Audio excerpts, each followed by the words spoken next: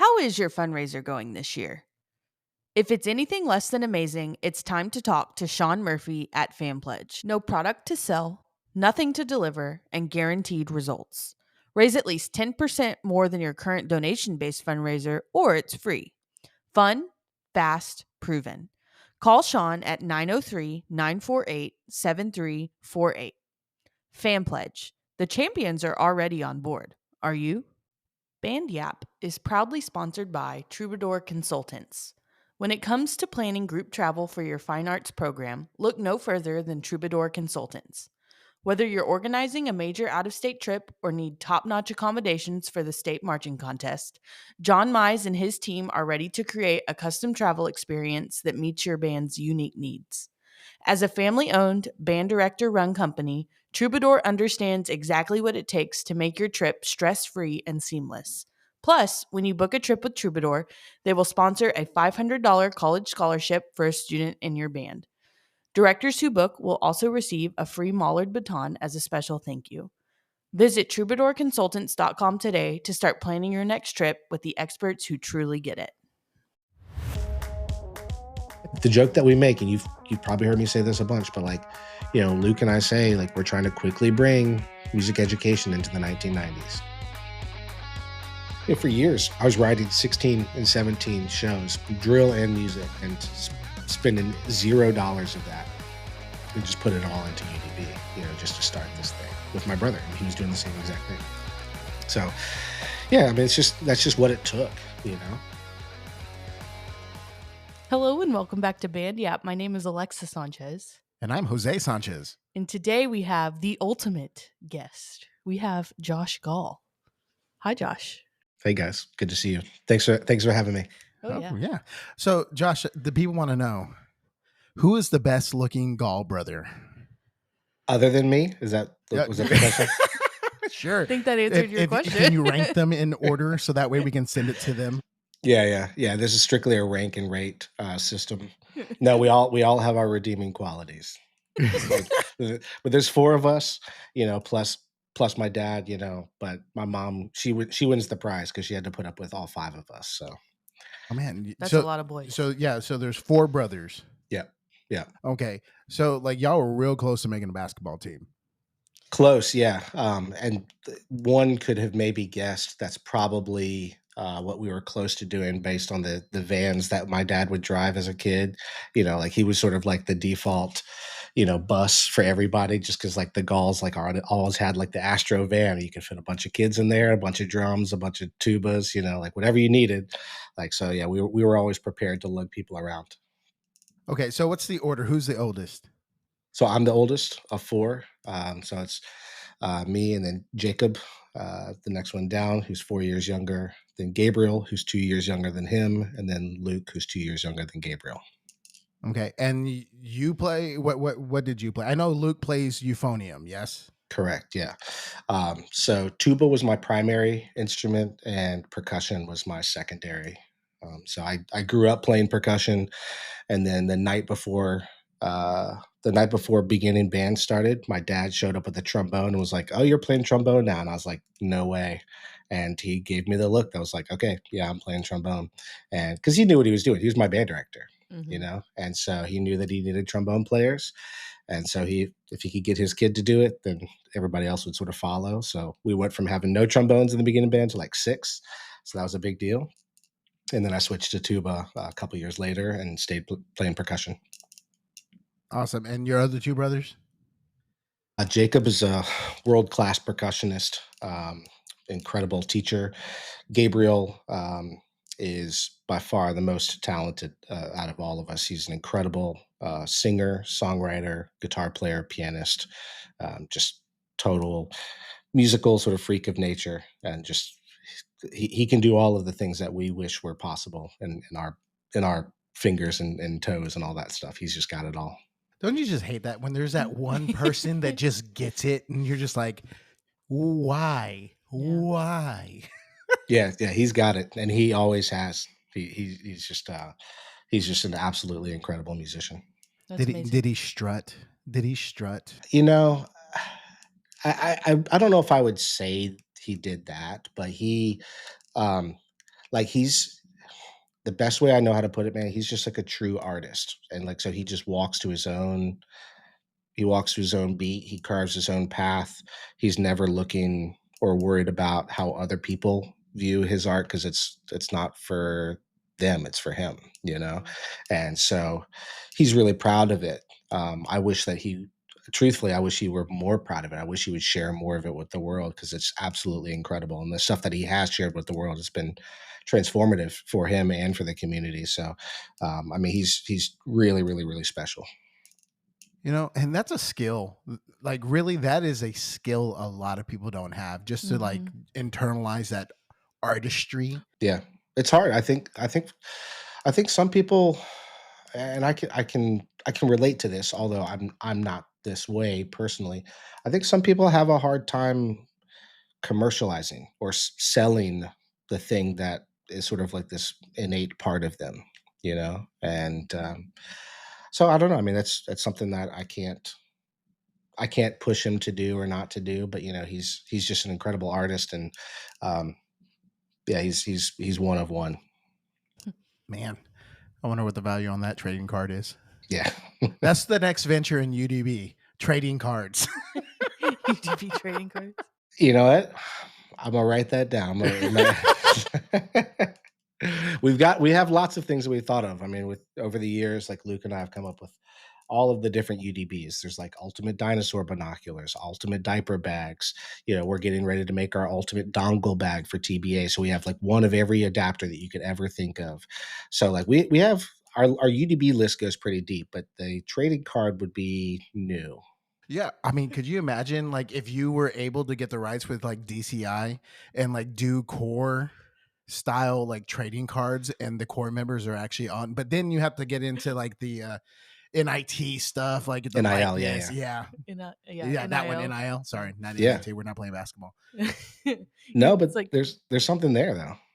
That'd be very yeah, interesting. Could you imagine like we could open up a trading booth yeah. at Team EA and TBA? The kids would be opening them like, oh, I got 8 to 5 step again. Oh, yeah, that's smart. Oh, I guys. like that idea. Yeah. That's funny.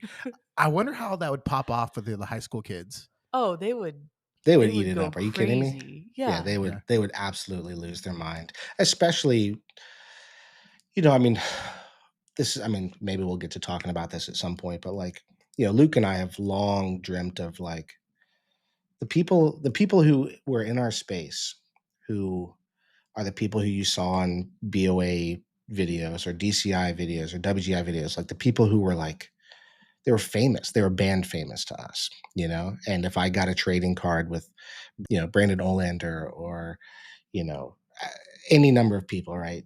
Um, you know, from like the people who I like sort of grew up idolizing, like I would, yeah, man, I tried to trade that thing, you know, or hold on to it hard. Mm-hmm. I mean, I watch. I that's one of my guilty pleasures. I will watch like baseball, basketball, and Pokemon trading card Oh, like yeah, booth you stuff. you do that I a just like. I lot. don't know why.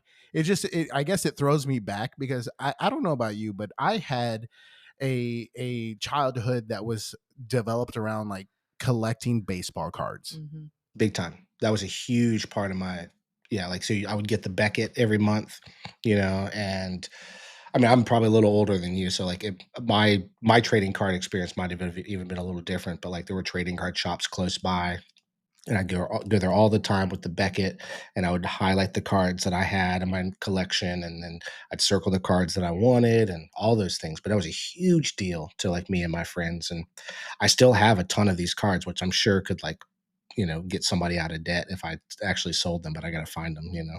Yeah, I don't know. That's just something I enjoy. Do you still have yours? I have You had a some. binder. Yeah, I have a binder. Okay. I mean, knowing what I know now, You and Josh got to get I together know. and trade cards. I mean, Look, it's just like there's something like nostalgic about that, in which we will come back to. Well, since we've detoured already, well, Josh, do you mind telling us about yourself, your background, education, teaching All the experience, lore. all the things?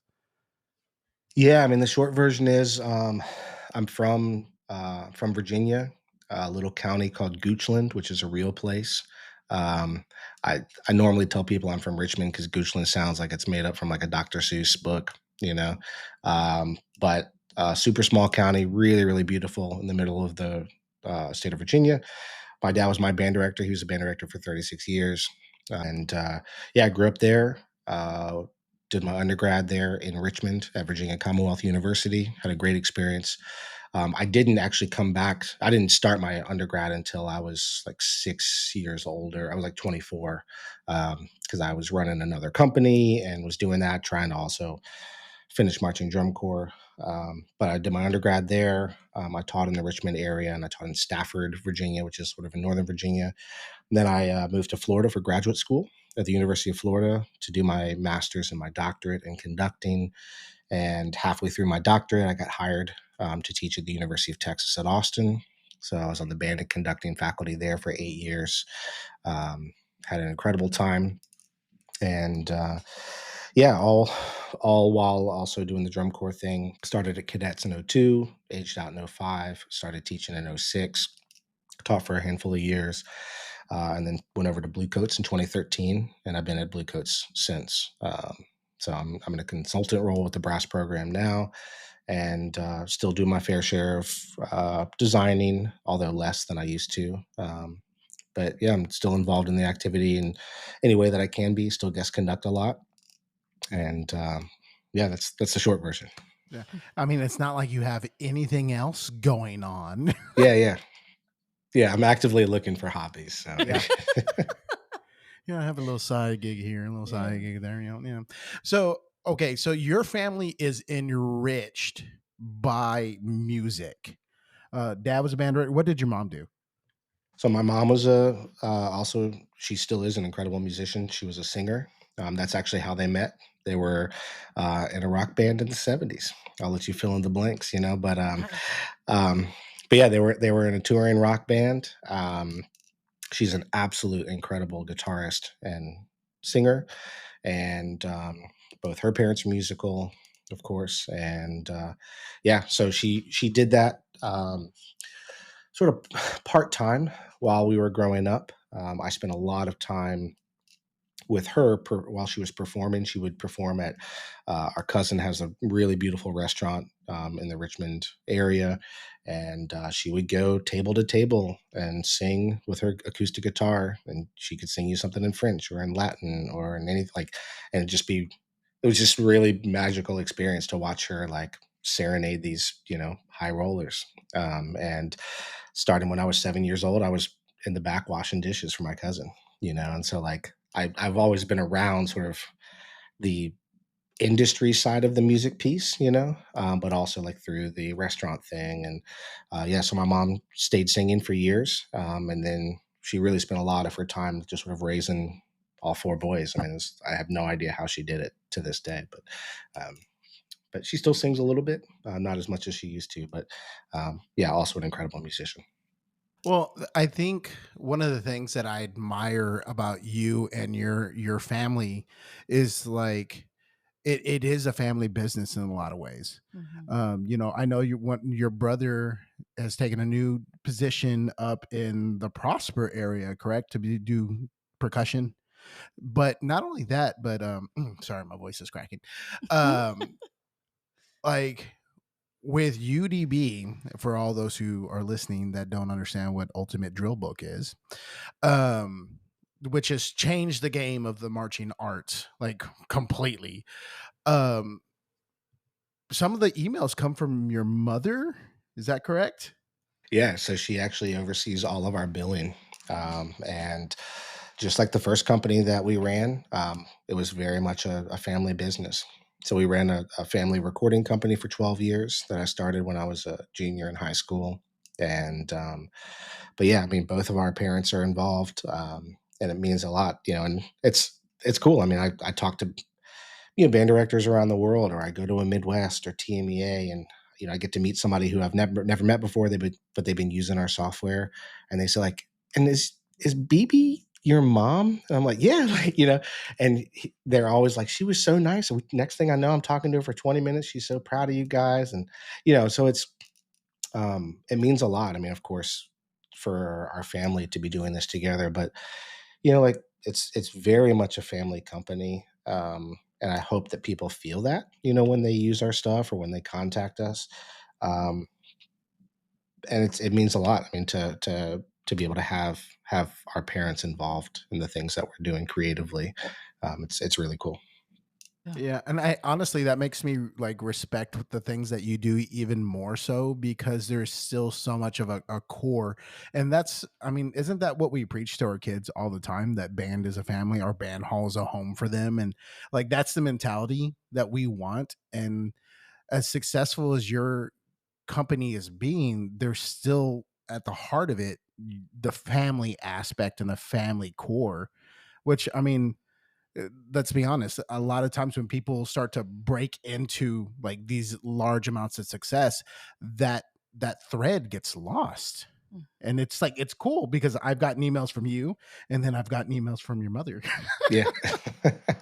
Yeah, it's you know, it's a really we're super fortunate to be doing what we're doing, and you know, we've also worked super hard to get here, you know, and it's amazing how much I think we're reminded probably every day, um, you know, of like that the family, like the real family, like the actual blood family that we have, but then also the people who are on our team that are our family, like that's such a critical backbone of who we are, what we are, how we how we do things.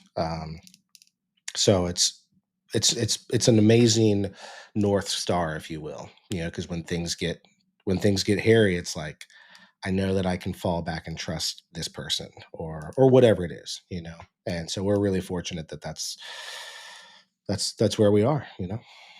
Well, and I could tell, and I think this is the reason why, like, we've been able to communicate with you and have relationships with you the way we have is because the first time that we met, really, not just on the Team EA or TBA, exhibit hall floor, but when we interviewed Reed at y'all's headquarters, and it was like, oh, make yourself at home. This is this, and y'all Mhm. like showed out for two people who are just small school band directors who are trying to put more content into the world where it shows like celebrates these people and the things that they're doing, and you guys treated us like we were like rock stars, and Oh, like that, I mean, that meant a lot to us.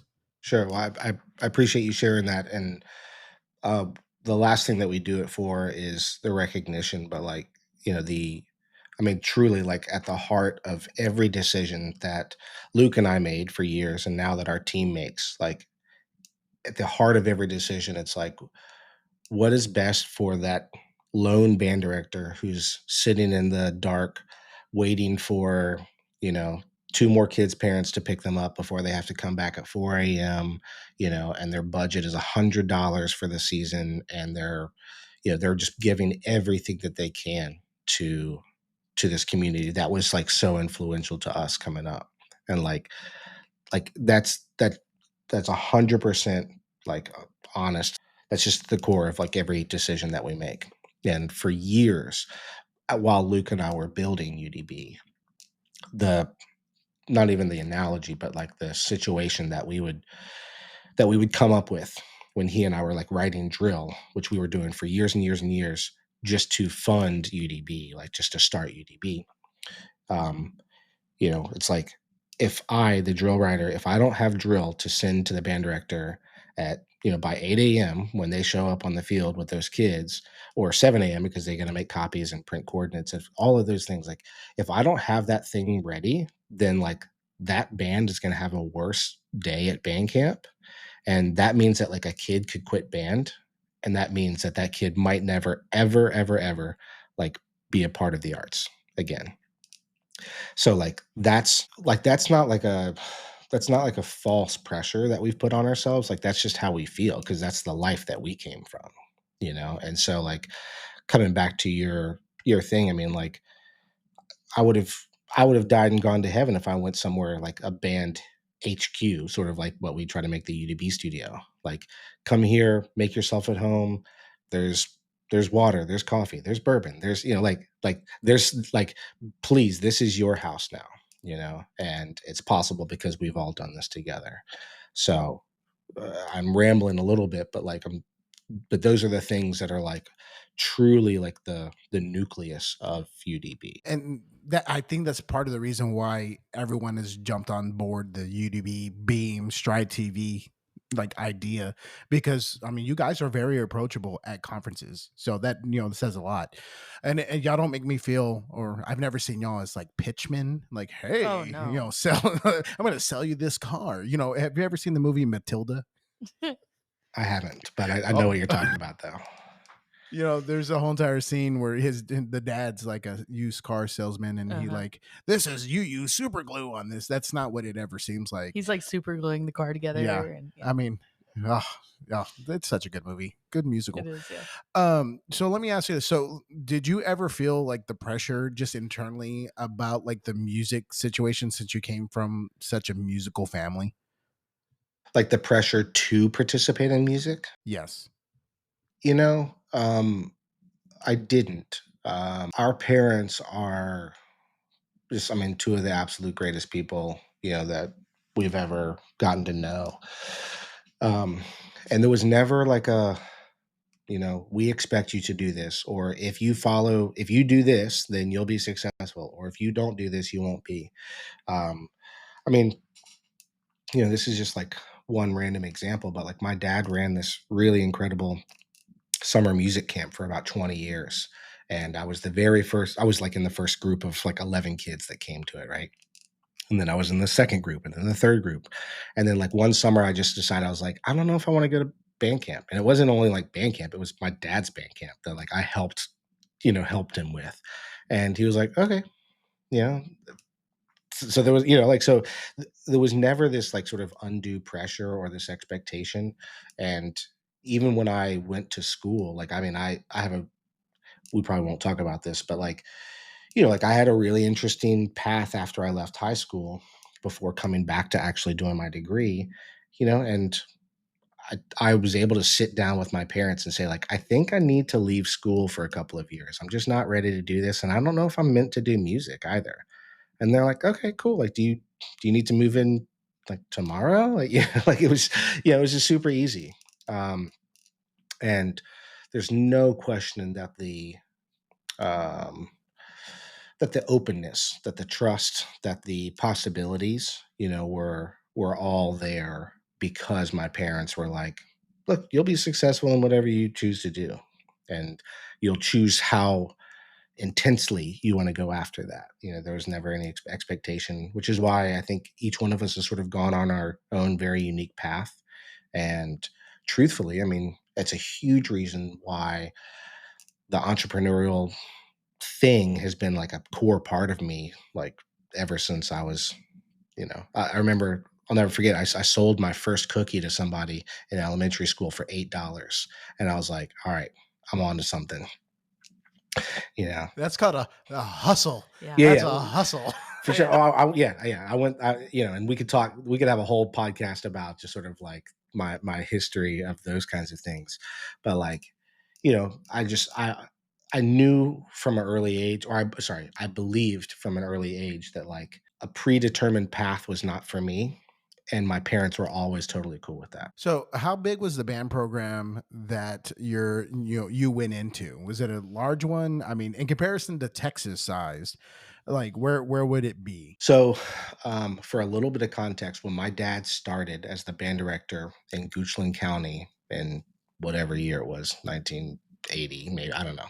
Um, there were 7 kids in the band in the county. And the very first gig that he was like hired to do is like, all right, well, you're going to meet the band at the parade and they're going to march down the parade. And he's like walking up and down the parade route. He's looking for the band and he eventually finds somebody and he's like, hey, I can't find the band. They're like, oh no, they're on the back of the trailer, you know, and they're like being pulled on a hay bale truck, you know, all 7 of them. So like that's what he started with. And there were 3 elementary schools, 1 middle school, 1 high school. So he was the band director at all 5 schools in that county. And then eventually he was just the band director at the elementary and the high school, and then just at the high school. Still a super, super small school. I mean, there was only 450 kids in my school total, you know, but we had, you know, 80, 90 kids in the band program. So, I mean, a quarter of the school, you know, was in the band. Yeah. Do you think that that happened? So a 3A school in Texas sizing. Do you think that was in part with the fact that your dad stayed there for a long period of time and helped build that culture? I'm sure that's a part of it. I mean, I think there's probably lots of reasons why it was successful in the ways that it was. We all know that like when there's a lot of turnover, like it's hard to grow anything. It's hard to even stabilize anything.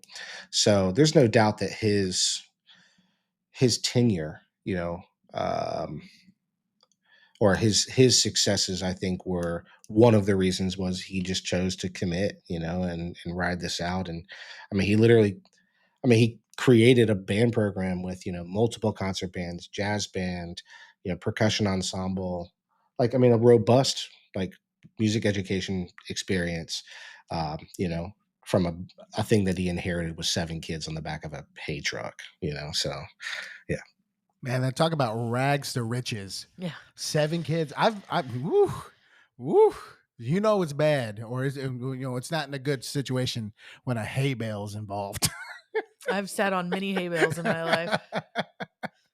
Being a country kid, I know exactly. Yeah. There's only a few things that happen in hay bales, and being a band should not be one. Yeah. I mean, that's just, I mean, that's that place, that was that time, and that's also my dad. I mean, my dad's super funny. Like, that's just like that explains, like, all of that stuff sort of aligns. Yeah. So why band For him, for me, for you? you know, I'm not sure if anybody's ever asked me that, to be honest. Because of course I had the option not to do band, but like band is just, it's like even if I wasn't in band, I would have still been in band. You know what I mean? Like, because I would have, I still would have gone with my dad to everything, and he was just the band director. And all of my family on both sides play instruments. So like it was to me like the people who weren't in band were like the weird kids to me. Because I just grew up like everybody that I knew played instruments, and so when I literally, I mean, I remember being in like an elementary school and meeting like new kids. This is exciting. What instrument do you play? They're like, I don't play any instruments. I'm like, you're weird, bro. Like, How nice is that I know, right? for it to be flipped on the other side? You don't play an instrument, Loser. weirdo. Get Yeah. out of here. Take your snack pack and get to the end of the cafeteria yeah, table. yeah. I mean, of course, like I also was like big into sports growing up, but like but yeah, I mean, band was just that was just baked into my life. And it's it was really interesting, especially as I went through multiple degrees, and then I taught at the high school level, taught at the collegiate level. And I found myself, to be completely honest, I found myself sort of struggling with how to deal with people who like band wasn't their life, like, and excellence that, and don't take this the wrong way, but like, and then, but also like excellence in band wasn't their life, because like that was certainly a huge part of my life, excellence in band, but also like hopefully excellence in everything else. Like I'm a pretty competitive person. I'm really driven intrinsically. So as I continue to grow up, like still the people who weren't the same as me, I had to learn how to broaden my horizons, more and more and more and more, because I just was around people, all the way until, my time at the University of Texas, and I was teaching incredible kids there, and the Longhorn Band and the Longhorn Pep Band and the concert bands and the wind ensemble, like all of these incredible musicians, you know, and out of the Longhorn Band, for just as an example, like, there's 450 kids in that program, and there's like 50 music majors. So there's 400 kids there that are there just for fun and like playing their instrument. And I had to remind myself of that, like that music just meant something different to them than it did to me growing up. And it's not right or wrong. But it was just, I had to continue to learn about that. And, you know, after teaching for, it's been 20 something years now, like like I'm still learning, like, cause every generation is just different, in the way that they treat being in the band or the choir or the orchestra. It just means something different for everybody, and that's truthfully what's beautiful about it. But it was tough for me coming from like especially coming from like this, really small, we were competitive for what we were, but then like every summer I'm trying to win a world championship at the cadets, at that Hmm. time, so it was hard for me to like not attach that level of intensity to everything, which I still do, but I just had to broaden my horizons. On not everybody's wired that way. Yeah, which is, I mean, it is hard. I mean, it's hard to get out of our tunnel vision. Like those horses. The race horses that have the blinders on the side. I feel like that's what we get into. Like why aren't you trying harder? And sometimes that's just understanding. Like this is it's not for everyone. It's Not not everyone's every. wired that way. Yeah. Well, and and it's okay that they're not 100%. But then the other part of me is like, well, here's my chance as a band director, as a teacher, to encourage them to be like more exceptional than you ever thought you could be. Because you wouldn't ever go after this at this level by yourself. So here's my chance to try to impart that on you. And that's what makes, I think, educators actually really special, is that like every single kid, every single day, every single class, every single year is different. Like you can't approach it the same exact way because just the kids are different, the situation's different. But and even though the vast majority of your kids are not going to leave your program to major in music, how can you let this maybe be the thing that they excelled at the highest in their life, so that they can at least take that and transfer it to other things, other parts of their life, Hmm. personally and professionally. So you mentioned this a little bit earlier. Were you involved in any other activities while you were in high school?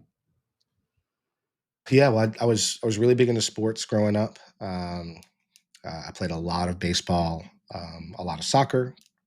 That did slow down in high school a little bit, just because band became more involved for me. If there was a band class, I was taking it, so I was in both concert bands and in jazz band and in percussion ensemble, and I was also skipping whatever class I was in just so I could go back to my dad's band hall in the study hall or whatever. Um, so, band and then drum corps really, that became my primary thing. Um, but I was also, like I was running my first company, starting when I was a junior. So I was like, I had these other things that were hobbies that I was really excited about diving into. So, how would you say that like the program you grew up in like molded you into like the way you taught and the way you handle things now? Yeah, I mean, there's no question that it was and still to this day is a huge part of who I am as a musician, who I am as an educator, a huge part of my philosophy as a music educator, which is like no matter who you are, what you are, how you do it, so long as you're a lifelong participant in the arts, cool. Like that's my sort of personal philosophy, right? So, you know, that program, it was a prideful community. People liked the band, but it wasn't, we weren't like the thing. But just if you had a Goochland Bulldog on your chest, people were like, "Go Bulldogs!" Like so it was cool. Everybody mattered. Um, but like who I became as an educator was hugely influenced by the way that my dad would pick repertoire, for the bands, and he was always so good. Like I truthfully, like, it would be a really cool case study to go back and look at all the programs that like I played in from like middle school all the way to high school, just so to see like, okay, how would like 42-year-old Josh look at those programs now and be like, that was really smart, like, okay, I see how you did that. Like our graduating class, or like my cohort. Okay, I saw how you're building the skill set for the woodwind choir, and then building the skill set for the brass to be able to play this when we became seniors. So he was really good at like picking fun stuff, but picking stuff that was challenging. He was a huge believer, still is, and like you should sight read as much as humanly possible. um, and he was also a believer in like you need to just play as much music as humanly possible. So you know we didn't we didn't work on things for half a year, like, and over the course of a half a year, we would have, played 30 pieces, so all of those things have been really influential in my, I think, concepts of how to engage with student musicians at the public school level, but then also like especially when I got to the university level and I'm helping future teachers learn how to teach and how to think about programming and quality literature. You know, all of those things really played into, I think, my just the structure that I have about here's the experience that you can craft for your kids, and they can stay really excited, but you can also push them, and you can do both at the same time. Well, we come back to that community and that community support. So, like your dad, I mean, the community had to see what was happening there, like from 7 members to like what you left it at and what your family left it at. I mean, that's pretty amazing. Like I just met a guy over at the Music for All summer camp. Great guy. Check this out. And you want to talk about committing to the community. All right. They're based, I believe, out of Iowa. And do you know what cultural influences in Iowa a whole lot? Sure don't. The Dutch community. All right. I didn't know this Yeah. either. I was like floored. I was like, the Dutch? I mean, but then again, Texas has, Czech German, Yeah. I had to explain to somebody what Czech kolaches German. was. I'm missing out. I know. I Yeah. was like, oh my goodness. I had to explain it. They gotta go to West, Texas. Yes. So like this guy named Dan Mangold. All right. He is at let me look it up real quick. Orange City, Iowa. And he like had this shirt on that says, the Dutchman pride. I was like, okay, tell me a story about that, man. And he told me that when they do parades, the band marches in clogs, straight up wooden clogs. That's impressive. And like they'll do like these giant parades, and they've gone to Disney and they've marched in clogs, and they found out the perfect way to like put them on your feet, so you'll hear the band coming down the main street and you hear this like like, and it's cool. Like I looked it up, and it's like they're marching in white clogs. I'm trying to imagine that, and then hearing like the clogs tapping, and then like Seven Nation Army. Yeah, right. But like, I mean, that's something like we really don't realize the impact that happens in our communities, until like you're way past it, just like you look back and you analyze, just like you said, like the influences that your dad had in that scaffolding system to make the program where it eventually became. Yeah. And so, I mean, that's really impactful. So after you started your own company, and you said it was a recording company, Mhm. and you went off and you did your own thing for a little while, and then you went to college, did that. And what made you decide that you wanted to do grad work? Truthfully, that was always the plan. Even when I was sort of searching for what my path was going to be, I always believed that like I was going to be a college band director. A huge part of that was my one of my dad's brothers lives in State College, Pennsylvania, which is where Penn State is. And every fall, we would go to Penn State and we'd go to a football game. I would get to hear the Blue Band, which is their marching band, in one of the nation's absolute best collegiate music programs and marching bands. And that was really the soundtrack of my childhood. Like, I mean, I would buy the CDs they would do these big like Blue Band concerts. And I always felt like, the college thing was appealing to me. The athletic thing was appealing to me. And so I remember at an early age looking at probably 50 different band directors, looking at their bios, at different, institutions. And I was like, okay, what did this person do? What did this person do? And I saw sort of this common thread that was like, okay, cool. You go to graduate school. I mean, even before I knew what graduate school was, like, this person has an advanced diploma in, or a graduate degree, or a doctorate, like, so I'm like learning these buzzwords just at that time. Okay, cool. And the majority of them were, had masters in conducting. Okay, cool. What kinds of schools did they go to? Most of the people who I was sort of trying to emulate, they were all at sort of Division 1, Research 1 institutions. Okay, cool. Then that's sort of what I want to have my sights set on. And then I sort of pieced together over the years, like, cool, this is the path that makes sense to me. Um, I was really fortunate to have, in our backyard, sort of downtown Richmond, was Virginia Commonwealth University, which is where my dad was also doing his master's at the time.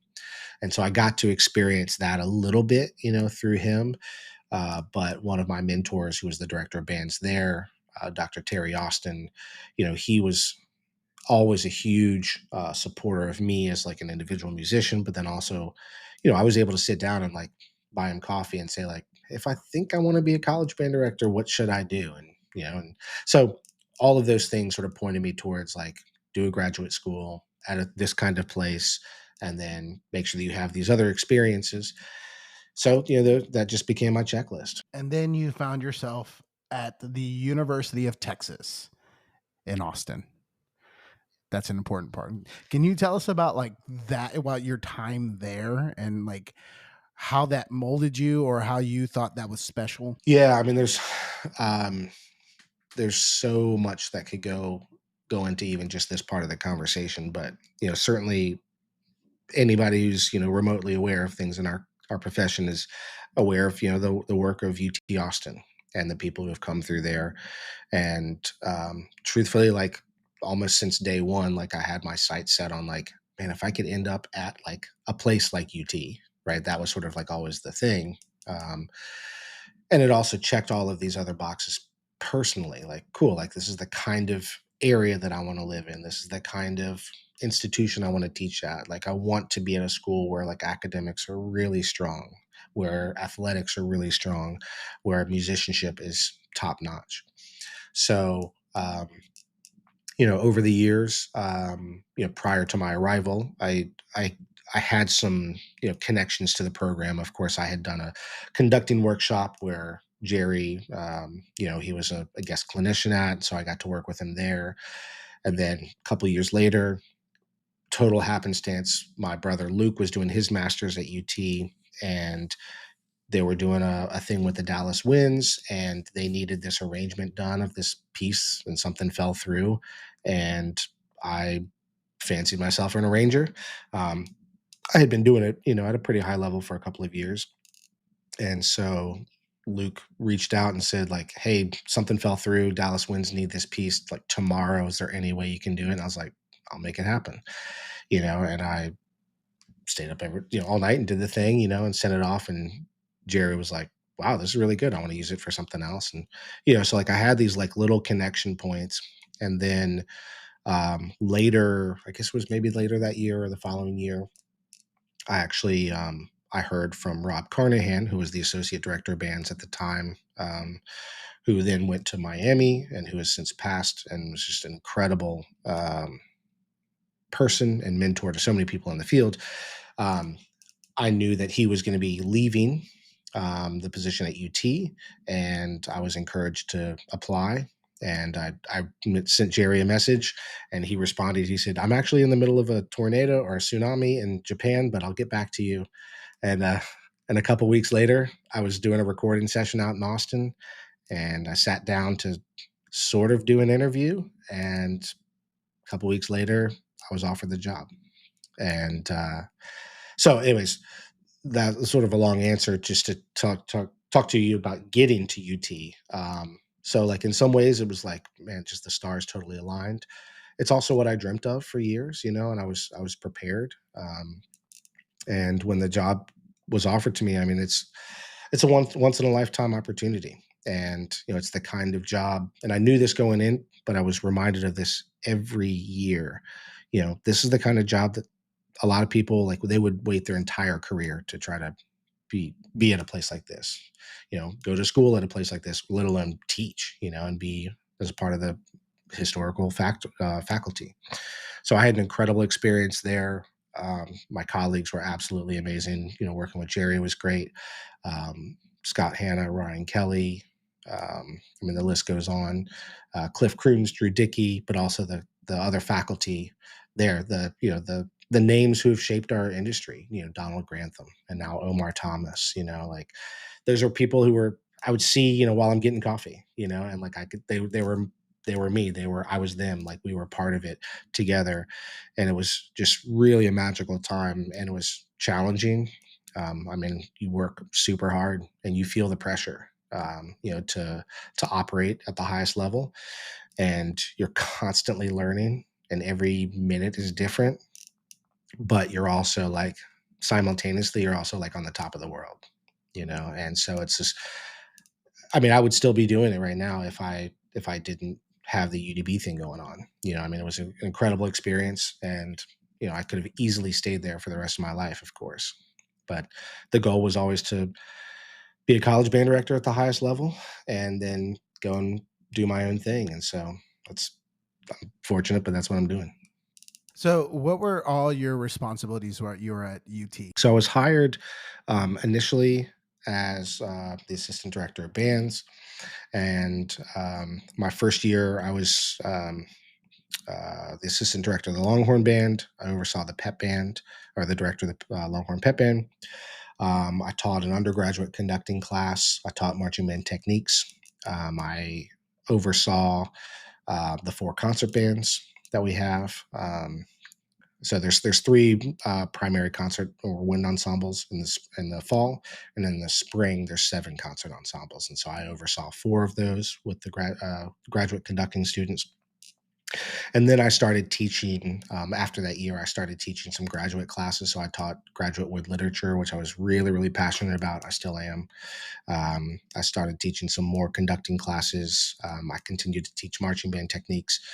The Longhorn Pep Band started to grow a lot there, and so I was able to get an assistant for that position. So yeah, so that was generally sort of the makeup of what I did. I was also in charge of a lot of sort of the internal and external marketing and messaging, because I have experience in that world. So that was also a big part of what I did. And um, my role generally stayed around those things, but started my second or third year, I became the associate director of the Longhorn Band. So I moved up into that position, and still did academic classes. Everybody there teaches an academic something that's really important. But yeah, that was my general makeup. Did you ever wear a burnt orange suit? Burnt orange suit, no. Um, Burnt orange everything, yes, but I never had a full suit. Um, I mean, I did wear cowboy boots, which I'm not sure if I ever thought was going to happen.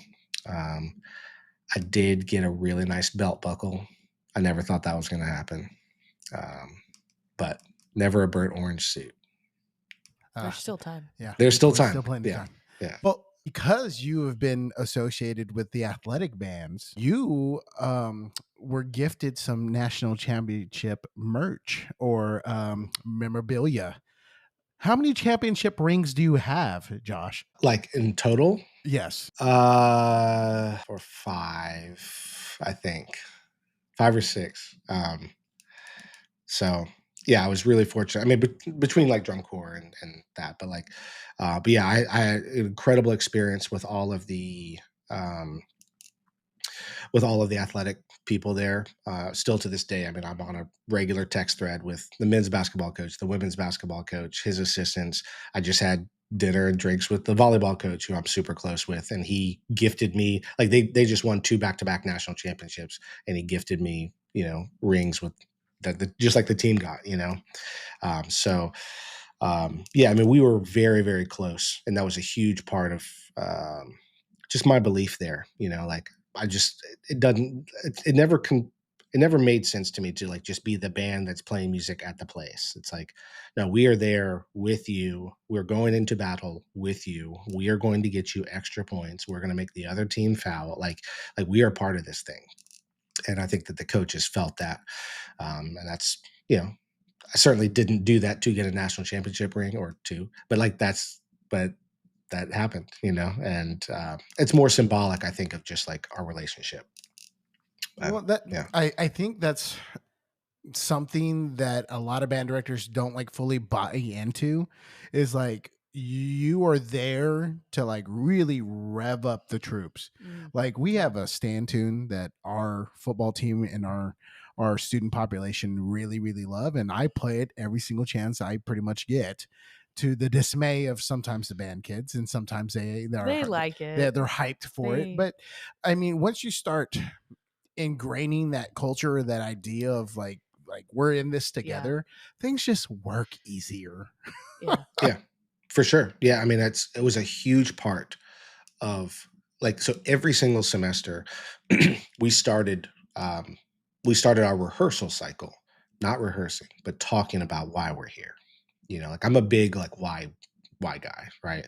I'm just a believer that like if you know why, then you can achieve higher, earlier, and for longer. And like, and you could be blunt with not everybody is, but like I had to be blunt with these kids. It's like, guys, like the pep band just doesn't like we don't exist just because. Like we exist to play at the volleyball game. We exist to play at the basketball game. And that's not a bad thing. Like we are actually bestowed that honor. Okay, cool. So now how do we take it and like make it unique? And look, this is a whole nother podcast that we could talk about like your role in the game atmosphere and you know, like but I had those kids like they were like ready to like eat raw meat at the game and like they were just like they were looking up the opposing teams like, you know, who's this person's boyfriend and girlfriend? Like, what class did they just, get out of and like take this test? They're like stalking kids on, the other team members on Instagram. And they're like, I heard you failed chemistry, like whatever it is. Like, you know, because like we understood that like we have to be the single best element in that atmosphere because you, band kid A, you're not allowed to complain about the fans, like sitting on their hands or like not getting into it if you're not like 1,000,000,000% into it. Because if I'm just a regular fan and I'm looking at the band and you guys are sleepy, of course I'm not going to get into it. So like we did probably hundreds of different ideas about like how to be unique, And again, this is a whole podcast, right? But like it sort of goes back to like some of my beliefs about like if you're gonna do something, let's max it out, and like let's just go hard, let's roll up the sleeves. Like it'll be a little messy, but we're gonna try something. And people saw that. And I'll never forget like there's so many different instances. And here I am, traveling with the University of Texas on a private plane, going to this thing, and and the coach tells the team, "Hey, you guys sit down. Band, you're getting off the bus first. You guys go check in the hotel first. My players are going to wait." And then like when we're leaving Stanford after this giant volleyball match, Jared Elliott, the volleyball coach, runs down the hallway to come get the band and brings the band into this tiny little locker room with the volleyball team that just won. And we're like, just, you would have thought we, you know, won a world championship, but like when you can put yourself out there at that level, that intensity, people can feel it. Whether they like it or not, that's up to them, but like you can't fault somebody for going that hard. And then when you do that, then other things fall into place. And so I think that's sort of the root of it all for me. Man, that's a diamond piece of information right there. Yeah. Everybody needs to hear that. Yeah. That is like that is great. That is fantastic. So like you did the band directing thing for a hot second before that in like public ed, correct? Mhm. So how did you take some of the lessons that you had learned as a public educator and applied them to how you were trying to mold the next generation of music educators? Truthfully, like because I didn't come from let me be clear. I came from great programs. But I didn't come from anything that was like turnkey. Like we had to work super hard for whatever we achieved, whatever we went after. So when it came time for me to teach tomorrow's teachers, like teach these students at the university level or, go and do a guest conducting gig, or if I'm doing a professional development day, with teachers, like my feet were like always so much more grounded and like, look, anything's possible. And like when I was teaching the marching band techniques class at UT, I'm like, let's just get this all, let's go ahead and get this out in the open. Not all of you are going to be band directors at Vandergrift High School next year, or at Avon High School or Carmel or blah, blah, blah, fill in the blank. Right. So when you're thinking about designing, your marching band show and what that's going to be like, the exercise is going to be like, here's your budget. It's $1,000. How do you make it? So like I felt like I was able to bring all of these like not turnkey situations, you know, into reality and say like, look, you're gonna have to get scrappy. And I would talk all the time, both about the school that I went to and the schools that I taught. But like the school that I went to, my dad being a band director, like his budget from the county was $60, like Ugh. to run the band program for the year. And when he was like, "What? Where did you get $60 from? Like, where does that number even come from?" And they said, "Well, we looked online and we saw a score, and a score has all the instruments, and that's like $55, so plus shipping." Like that's who he was dealing with, you know. And so, like, to do anything that cost more than $60, right? He had to fundraise that, and we weren't like, I mean, look, we did our like sell candy bars kind of thing, but like he had to get scrappy. We were literally like making Brunswick stew in the parking lot and selling it like out of the back of a car like gangsters. We were we would literally like one of our biggest fundraisers is we would make sub sandwiches like and we would sell them not just to like the teachers in the school, but like kids were buying like we were like politely, like forcing kids, we were like, look, don't buy lunch next, like don't buy lunch tomorrow, buy a sub from the band, like get off your 375, like let's go, but like, and then we eventually started like, doing that county wide. So we would make, three, four, 500, 1,000 sandwiches sometimes, like just to like hustle and make this thing. So like all that being said is like everywhere that I came from had to learn how to be scrappy. You had to learn how to be successful despite everything else that was in front of you. And so to come back to your question, like those are the things that I would bring to my students in music education classes, whether it was conducting, and of course, like, hey, this is awesome. The next time that you conduct the UT Wind Ensemble will probably be never. Like next year when you graduate, you're going to have three oboes, and none of them will actually work. You'll have to put all three of them together to make half of an oboe that works, like, so like I was able to bring sort of this, I think, maybe too real of an angle to things, just because I just never came from a thing that was like that, even at the cadets. Like we weren't the cadets because like people before us won championships. We were the cadets because we worked harder than anybody else. And that's only something you could do right now, So like that's all I knew. That's all I know. So I was always focused on bringing a level of reality while also encouraging people to dream. So I don't know if that answers your question, but No, like, that's like somebody's spitting diamonds around here.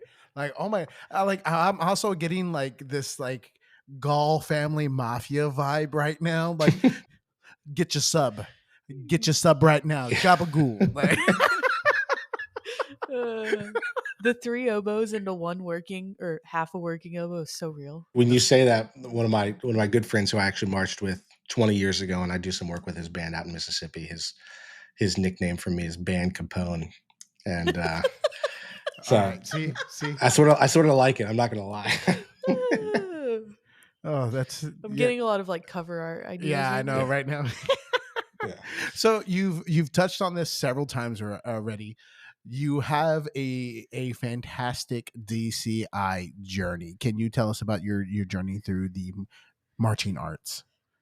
Yeah, yeah. So I started marching cadets in 2002. Um, and I had a great first year. I think anybody who's marching a drum corps at that level, especially for the first time, you're just trying to survive. So like I was fortunate to have 3 more years after that. So I marched '02, '03, '04, started '05, had to leave to have surgery, and then came back in '05 and aged out. Um, and then it was interesting because for as much as I loved performing, I always knew that the reason why I wanted to perform at the highest level is so that I could teach at the highest level. There's some people who are just like cut out for performing, and I enjoyed it and I was good at it, but it wasn't like my everything. you know. So, anyways, cadets just felt like this is the place where I can work the hardest and I can achieve sort of the impossible. That was my perception, right? So, anyways, I was there for 4 years as a member, and then started teaching in 2006. So I was really fortunate to go from agent out directly to teaching. So I taught there for a few years on the brass staff. I learned a ton, um, probably more than I'll ever realize. The lessons that I learned from that were significant, and I was around the best teachers and designers in the world. Whether it's Jay Bocook, who's writing our brass book, or Jeff Saktik, who's writing the drill, or Gino Cipriani, who's teaching the brass, or Tom Ungst, who's teaching the percussion, or Colin McNutt, who's teaching the percussion. Like, these people were just on the bus next to me, and I was absorbing everything that came my way.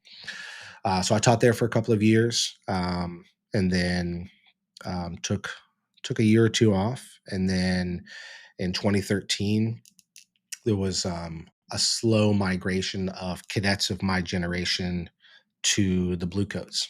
And I was just telling the story the other day, but I sent a text to the caption head, who his name is Derek Gibson, who's still the brass. He oversees the entire brass program at Bluecoats and has since that time. But he was the mellophone tech at cadets while I was marching. And I texted him. I said, "Dude, happy birthday. Hope you're doing well. Congrats on the work at Bluecoats." He said, "Thanks so much. Any chance you're available to teach?" And I said, "Yeah, like when?" He was like, "Tomorrow." So I got on a plane and went out and started my first time with the Bluecoats. So I've been involved with the Bluecoats since 2013. Um, you know, from it, whatever they need. If they need me to teach the tubas, great. Need me to teach the trumpets, great. You need me to be in the press box, great. So I'm just really fortunate that they sort of still let me hang out, and I have an incredible time. I was just there with them a couple days ago.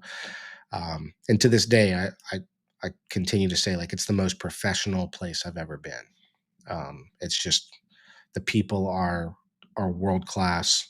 The trust is like through the roof. And it's really, really special. So, I do whatever I can to stay involved there. I had a couple year stint also working with Genesis while I was teaching cadets. I wrote their drill and programmed for them for a couple of years, and it was the first year that we medaled. We did that a couple of years back to back. That was a great run. Um, and also in 2006, while teaching cadets, I was also teaching Crossmen literally at the same time. So that's my drum corps history, and it's 23 years later, which is super wild. So you had no free time during the summer. No, definitely not. And that's especially like, that's when I was, well, the 4 years that I was marching, I was still running my company. So I would literally, like, I would leave visual block in the morning, and I'd go get my peanut butter and jelly sandwich, and I would get on business phone calls to, like, organize these recording sessions, for the first 4 years that I was marching. And then I started writing a bunch of drill. And this is like like good Wi-Fi days, like you couldn't tether from your phone. Like you had a flip phone. You can't tether from that thing, right? Oh, yeah. And so I would literally write drill on the bus all night until my laptop battery would die. And then we would pull into a housing site, and then I would go like a creeper walking through people's neighborhoods looking for open Wi-Fi so I could, like, send drill at like 3 a.m. from some dude's backyard, like, so yeah, that was my life for a bunch of years. That's crazy. Man, like grit. Like that is like get down in the weeds grit. And like there sometimes people just don't realize, the work that people put in behind the scenes, or like the dues that they pay to get where they're at. Oh, yeah. Like I had and I might have talked about this beforehand, but I had a drum major a few years ago. She's gonna be doing, no, she was in the elementary music teacher this past Now year, she's going to do band. and now she's gonna do band and elementary music. But her, like, when she was our drum major, all state flute player, fantastic kid, but everyone had this like perception of her that she was just good. It's like And that's just how she yeah, was. It that's came the way naturally. and she would get so frustrated because nobody saw the hours of preparation and practice and just doing the things that weren't enjoyable to The be behind the yeah, scenes, to yeah. be successful. And that gets lost on a lot of people because probably now in your position people go like, oh, he was a band director at the University of Texas and now he's at UDB, he's had it easy, and people don't know that about you just because they just don't know.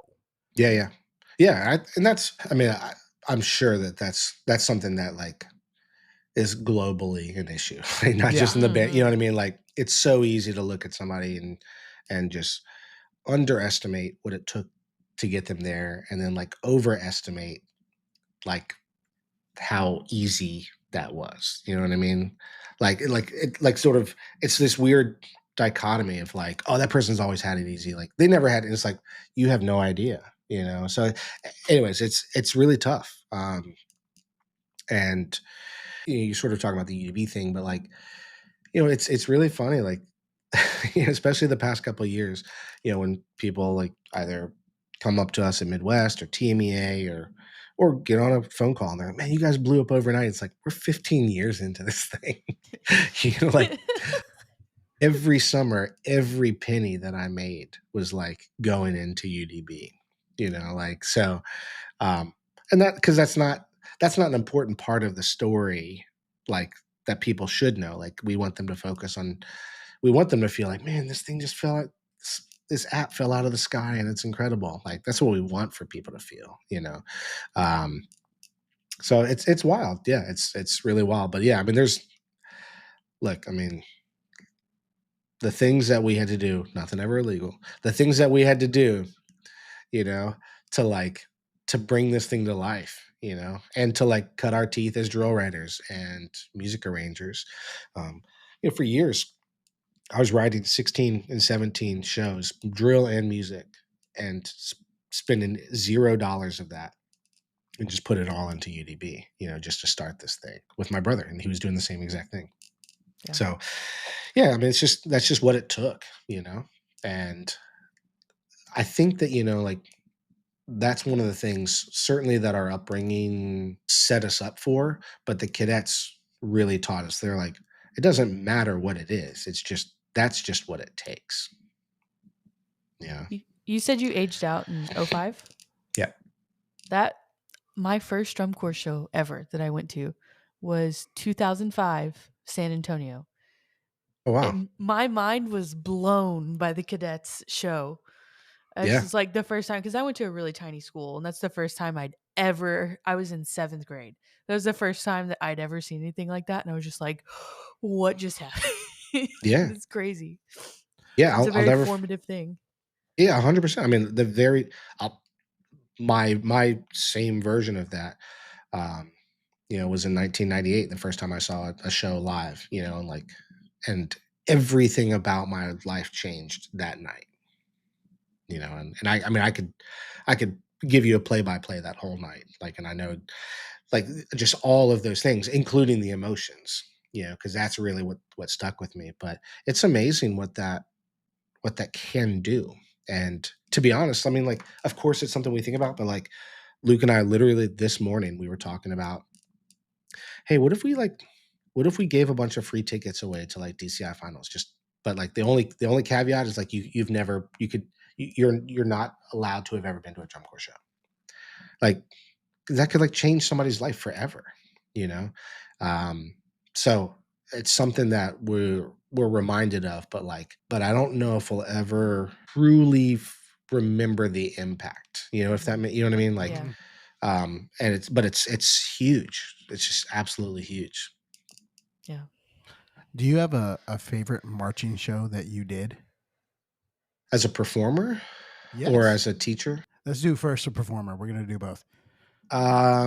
So this is probably not what you're looking for, but I'll answer it this way anyways. When I was a junior in high school, um, I was the I was the drum major of the band, but also played percussion, like I told you, earlier. And so we would get to the percussion feature in the show, and I would leave the podium, and then I would play, like, I'd play timpani for this one feature. And I remember so vividly, like watching the show, like we're starting the show and like this thunderstorm is rolling in. I'm like, that's gonna be here before we know it. And we get to the drum feature, the storm starts, there's water all over the timpani, but like the show's got to go on. And I just remember feeling this moment of like, I can either like walk away, like, I can stop, or I can turn around and feel weird, or I can like totally own this with everybody else. So like, that's like a core performance memory that I'll always remember. Um, as like a more mature performer, um, in 2002, again, which was my first year at Cadets. One of the things that was told to us, because we had this part of the show where we played boogie woogie, and it was really spectacular, and the crowd would just lose their mind. And we were told like there's going to be a crowd one time that you guys are going to perform for, that they're going to go so crazy that you're going to forget that you still have another part of the show to do, because like we had like a whole closer after boogie woogie, and that happened in Philadelphia that year. And I remember feeling like, wow, this is what it's like to like take control of something. So those are really formative performance memories for me. Yeah, as a teacher, man, the strongest drum corps I've ever taught in my life was the 2007 Cadets. And that was just the most machine-like thing I've ever been around. I mean, just those kids were just totally raw. Like, like for PT every morning, like they didn't stretch and run. Like there was a guy who was a famous visual instructor who was in the Army for a bunch of years, and he would like line them up on the end zone and make them bear crawl with people on their back. Oh, You know, God. like that was the kind of like training that we went through, because we were doing this show that was like 14 minutes long with no ballad, and the closer, the slowest tempo in that show was like 176, right? And the closer was like 220, So anyways, but like that, we could I could talk through every count of that show and tell you about exactly what the challenges were, but that was the most lethal drum corps I've ever taught. I've had some really incredible experiences. Our first world championship at Blue Coats was really special, 2016. And every corps has been special for different reasons, but those really stand out. Yeah. You know that we just talked about this, but have you ever seen Starship Troopers? No, I haven't. Oh, I'm okay. not like a good like show or movie person. We could talk about some shows, but like I'm not like that's just not been like a huge part of like me. Well, it's Yeah. because you're too busy He's been too hustling. busy, yeah. I know. Maybe so, yeah. There's a scene about a drill sergeant. He's like, he turns around and they're going into battle, and he goes, "You want to live forever?" That's the vibe that I get from that. It's like, do you turn around, like, do you want to live forever and just like get down and dirty, just like do the thing? Yeah, yeah. If for anybody who's listening, if you're not familiar with the Cadets 2007 program, put it on and strap in. Even if you don't like the show, like you can't deny the performance quality of that drum corps, and like it's just unbelievable. That, for reference, one of the things that we decided to do early that year is like we chose not to like not really talk about dynamics, because like everything was just sort of loud. Of course, we had variations in dynamic, right? But like we would get this decibel meter that you would use, but like for like super, super, super high decibels, like things that would measure like a jet engine, right? And at certain parts of the show, we had like 7 or 8 of these moments, but we would sit on the drum major podium, and I was in charge of this. So I'd sit on the drum major podium with this decibel reader, and we would get to this moment, and like, all right, here's the first hit in the opener. And it was like, all right, cool. Like we played, it was clean, but like, what was the volume? And I'd be like, that was 131 decibels. And we'd be like, yesterday was 132, reset, and like, eventually I just started making up numbers, or like if the batteries died, I'd be like, yeah, that was pretty weak. Let's reset, like, and like that. I mean, if you go back, if you listen to that first hit in Symphonic Movement by Nellie Bell in part one of that show. That's the loudest thing I've ever heard in my life. And it was in the key of G. I mean, it was just raunch. I mean, it was incredible. But that was just another example of like how we approached that show. And it's unbelievable. I mean, that drum corps was absolutely lethal. Man. That's awesome. I'm gonna Yeah, have to go we're gonna back. have to go Yeah, watch. like right after we're done after this. So, do you have a favorite part of the marching arts? Just like anything that you go like, this is my favorite part. That's a pretty broad question. I mean, you mean like, could it be the family? Could it be the like? That's What? up to you. Like my favorite part is definitely like the end of the first like competition. Like that is my favorite part. Like seeing the kids or the first full run when the kids realize like we have it on the field. Yeah, those are certainly all special.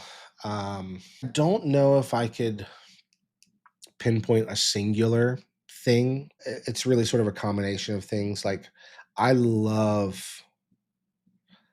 seeing somebody and then of course a group of people go through like, this is impossible.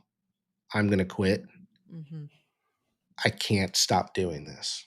That's what I'm addicted to, is like that process, like I don't ever like watching, somebody cry, but like I know that like you're going to get past this and we're going to do this together, and like you're going to wake up tomorrow somehow believing that the thing that you were really worried about like is possible. Like I love that. And then of course how that manifests itself, is putting together a performance that's legendary. But then, at the end of the season, like there's nothing I've ever felt like, at the end of the season and like it's over, and like you're never going to feel that. Like that show will never exist again. That drum corps will never exist. Like we literally just played the last sound that the 2007 cadets will ever have in the history of forever. And like what that means emotionally is like that also is like that's the only thing that has ever created that feeling for me, where you're just so overwhelmed and you're sad but you're happy, and like you're just crying uncontrollably. Like I've had a couple, 20 some years of those, those in some way, shape, or form. So that might be my favorite part, just sort of like how those emotions can be so intense and make you doubt yourself at such a high level. But then so long as you have the right people around you, like you wake up eventually when like one day you're like, I got this. Sit down. Like I got this, like, and like I just love seeing that and feeling that transformation. Does your band budget feel like it's stuck on repeat? Same old fundraiser, same week results? It's time to change the rhythm. Fan Pledge with Sean Murphy brings the beat back with fun, fast, and effective fundraising. No product sales, no deliveries, and if you don't raise at least 10% more than your current donation based fundraiser, it's free. Call Sean at 903-948-7348. Fan Pledge, the choice of champions. So now, in the position that you're making such, you and your brother and your company and just like your family is creating such a huge influence on our community through a service you are providing that is called UDB, Ultimate Drill Book. Our band kids called it UDBAP, just Cool. like that, UDBAP. I And like it. so how did that start? Yeah. I think, just sort of like anything else. I mean, it was a collection of different ideas and experiences. Certainly the company itself didn't start until 2010, but when I my first year marching at cadets, they gave us like a dot book layout that they said, you're responsible for making your own dot book. So go to Kinkos, make 3 or 4 dot books, because like it's going to rain and it's going to mess it up. So you're going to have to rewrite it. And I was like, that's stupid. So like maybe, maybe we could find something that's more durable. So my first year, I ended up finding this waterproof ink that you could print with. And so I ended up like selling a bunch of those to marchers while I was there. And then my brothers took that and like ran with it while they were marching because they both marched cadets as well. And then it really sort of culminated when we got to 2010, and my brother Luke, who's co-founder of UDB with me, he was a member of the U.S. Army All-American Marching Band, which no longer is around, unfortunately. But it was a band that was made up of like all these rock star high school kids from around the country, and they were flown into San Antonio to put together a show in a week and and they were using this special drill book plugin from Pieware. And I remember seeing what he had learned with, and he and I, were big band kids, drum corps kids, at that time. Interestingly, as a senior in high school, like he had already marched drum corps for like 4 years. So like we sort of had all of these things coming together, and eventually we're like, wait a second, we could package this, we can put this into something else. So so our very first version of anything were books, which is why we're called Ultimate Drill Book. And very quickly we learned how to, apply all right, let's print with like a more durable ink. All right, let's print on more durable paper. Let's not use spiral bound, or let's not use like ring binders. We'll use spiral bounds, and for a year or two, whatever it was, like, we would stay up all night, every night at Kinkos, and they would literally be printing off individual drill books. So like, all right, Alexa, you would get this drill book. Jose, you would get this drill book. And these weren't like dot books where you'd fill out. These are drill books that were pre-filled out for you. Wow. We would print tens of thousands of these things, and we get band directors to like send us lists of like, what are your kids' names? And we would like write each kid's names on the books and customize it. And we would individually bubble wrap. And, there's pictures, which I'll show you at some point, but like the early days of UDB were like pretty, we were just making it happen. Right. And Scrappy, as you would we say. were Scrappy. Yeah. So anyways, like that was the very beginning of us, and then in 2013, we decided, hey, like there could be an app for this. And so we started down that path. And 3 years later, we had sort of the first version of our app, which came out 2015, going into 2016. And then 2017, we partnered up with Pieware. And I won't say the rest is history, but like that was sort of the next, next formative thing for our company. So the app that people use today is still like an iteration of what it was in 2017, which is cool that it's lasted this long and it's still relevant. But we have been working on the next version of UDB that'll come out next year for like 5 or 6 years already. So like we're building this much, much, much larger platform that allows for integration with Beam and stridetv and this other thing that we're working on that I can't really talk about. And we're trying to bring what UDB taught us, to the choir room, to the orchestra room, to the mariachi ensemble, to the jazz band, to the adult choir, to the church choir. Not with the drill side of things, right? But with Beam. I really want to see a church choir. Church choir. Yeah. The ultimate drill nannies, ultimate drill, whatever. Yeah, I'll work on that. They always sing so high and it's like, oh, The church lady vibrato. Oh yeah, that's glorious. Yeah. Well, I remember when you guys started showing up at convention and being in a small booth pressed against the wall at Team EA versus the booth you have now. And y'all's big selling point was that you had this container of water. Yeah, it's a fish tank. Yep. And you had the drill book inside there, and you would be like, look, check this out. I remember that vividly. And I remember going like, that's an interesting concept. Yeah. I mean, literally the first, there's pictures of this too. Like even pre fish tank, we we were on like the end 12 inches of like the Genesis booth at TMEA. Um, and Luke and I are standing there like stiff with like suits, like saying like we sell drill books, like we didn't know, we didn't know what to do yet, and then the next year, we through lots of different things, we were like, all right, cool, like if we're gonna do this, like we have to like we're inventing this as we go. Like people don't know that they need drill books. Like people didn't know that there was a problem. It was just like, yeah, coordinate sheets suck, but like that's the norm, right?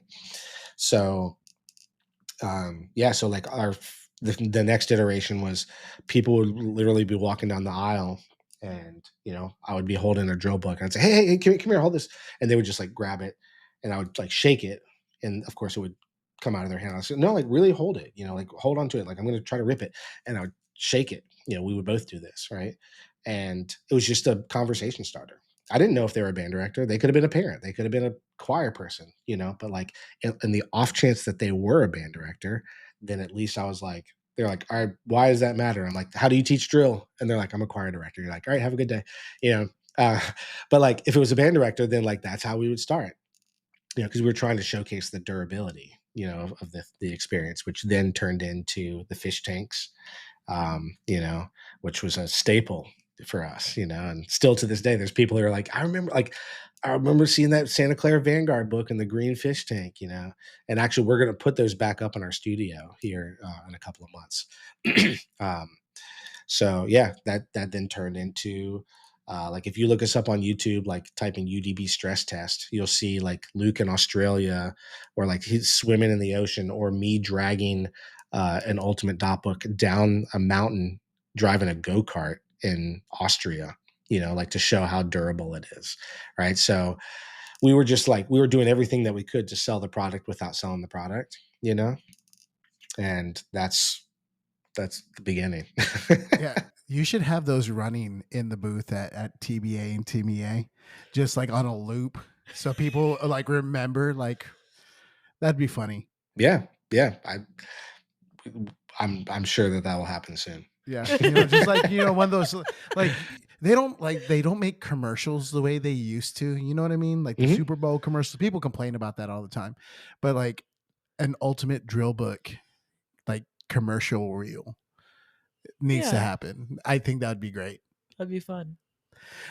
I mean, so how do you think it's changed the marching arts like going forward?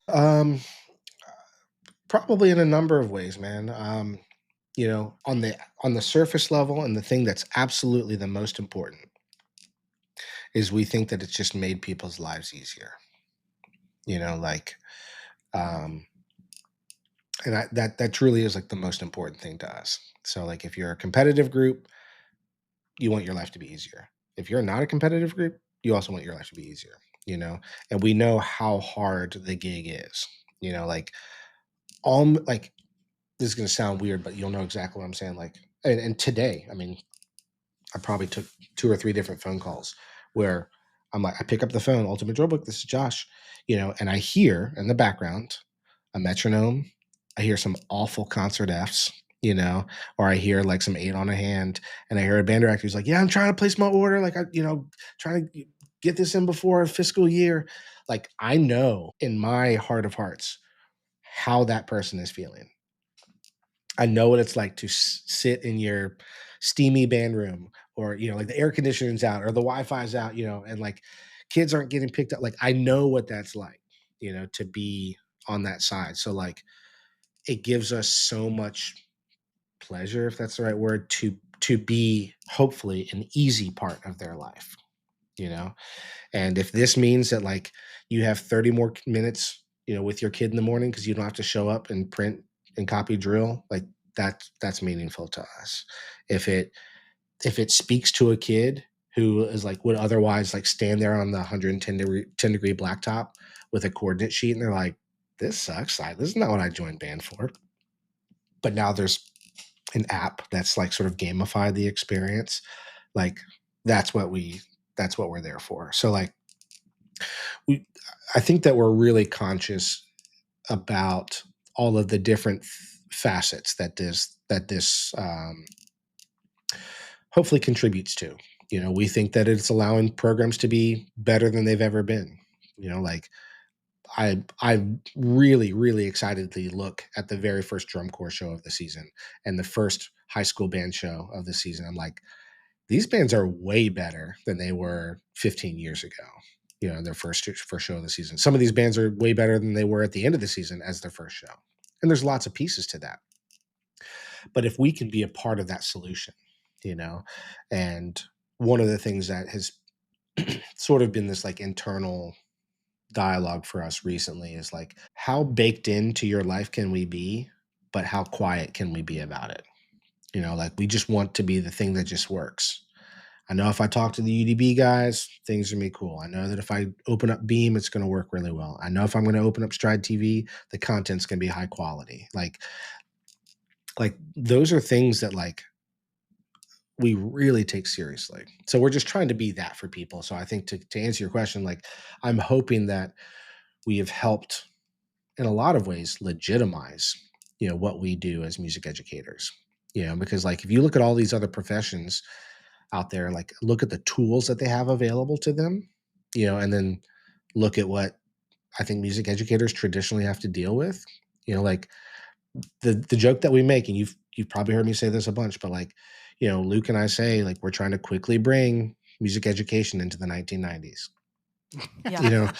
Like like how many other classes, do you have their own copy machine with like papers everywhere, or hey, here's the textbook, I'm going to pass it out to you, like versus like it's online, it's just pull out your Chromebook. Like it's just amazing in so many ways how I won't say behind, you know what I mean? But like we take so much pride in like saying like, look, I'm a band director, and like this is this app like that like my kids use, like just like any other app that they would use, like as part of their daily life to track their blood sugar or to like communicate with their parents in an emergency. Like we are part of that, and so I think that the biggest takeaway is like we're hoping that we can just sort of legitimize the experience so that people feel like, man, this is worth it. Like I do have more tools at my disposal.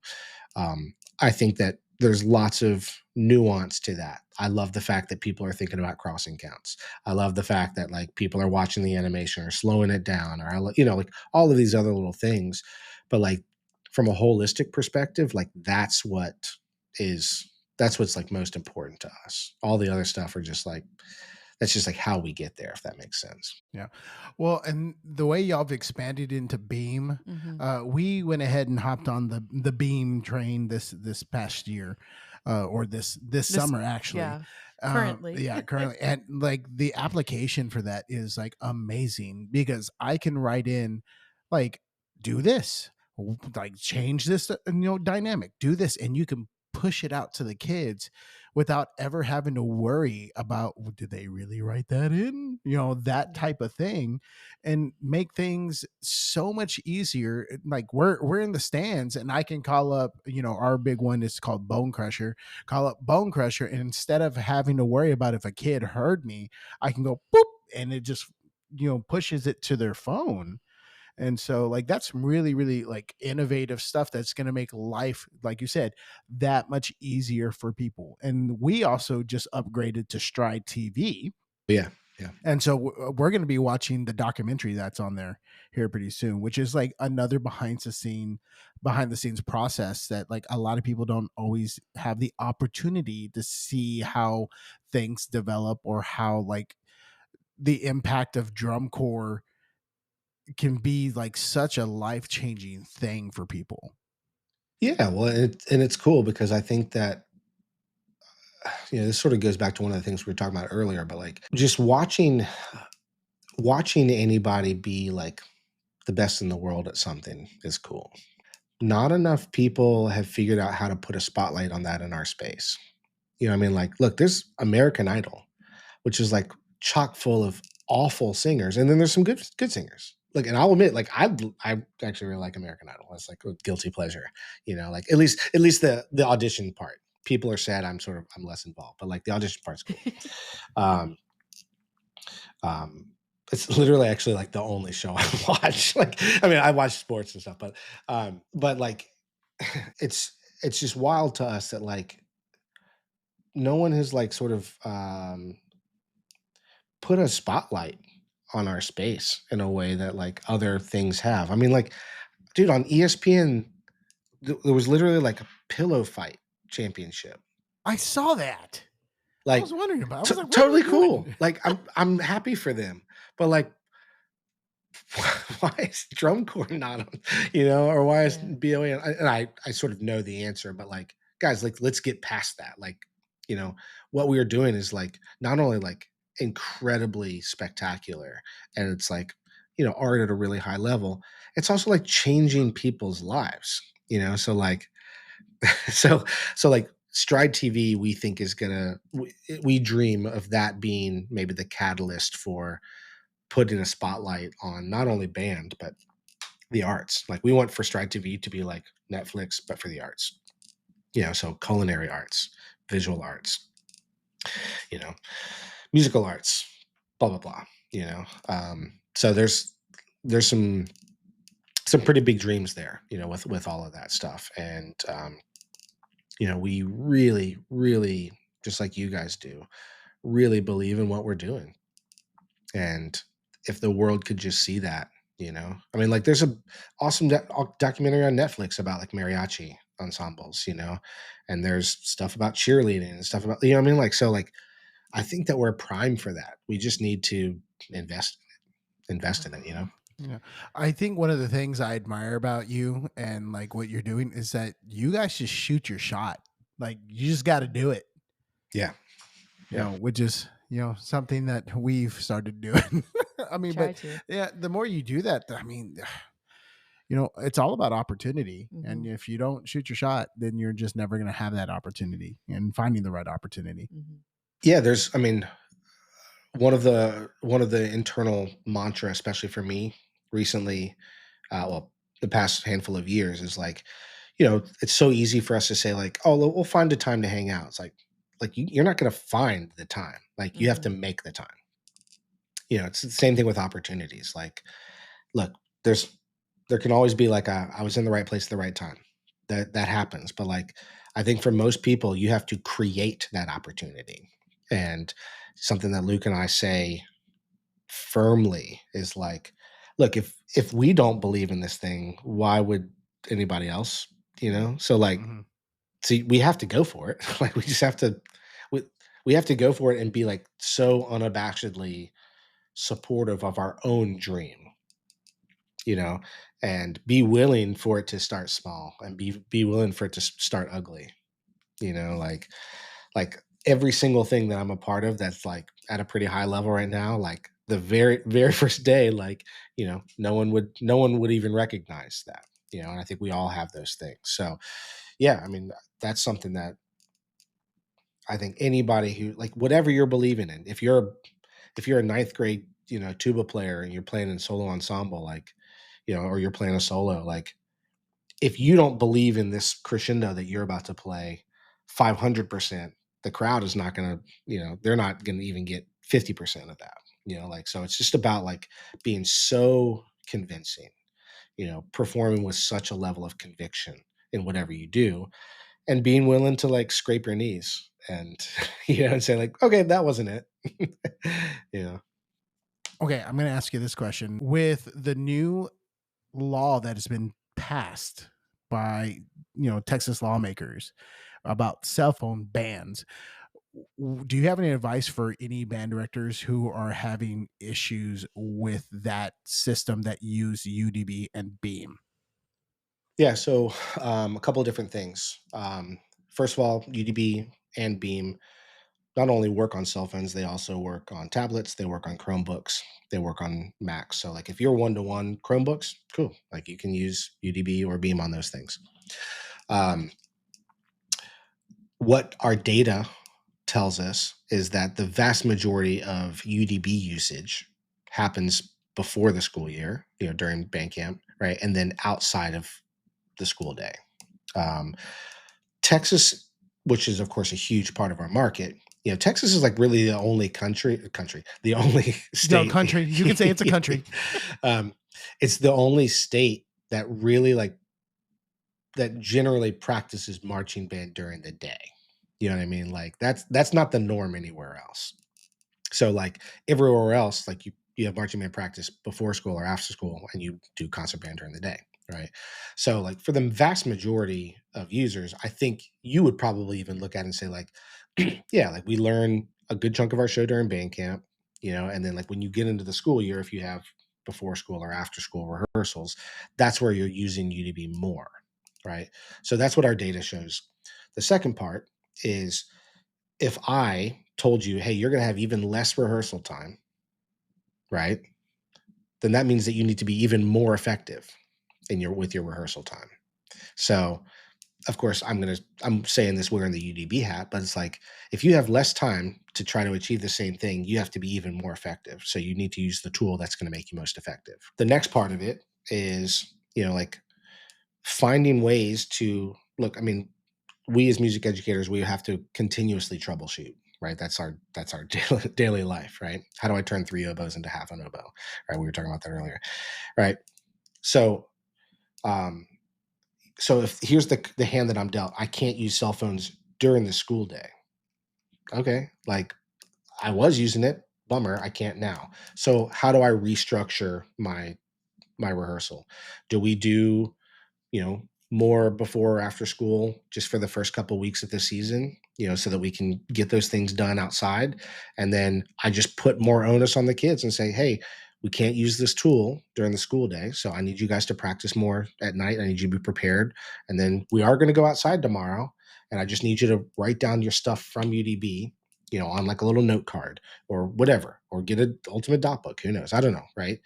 So look, I'm an optimist, just in general, but like to me, I don't see this as like a long-term setback. I think this is just a temporary, like, okay, well, how are we going to do this?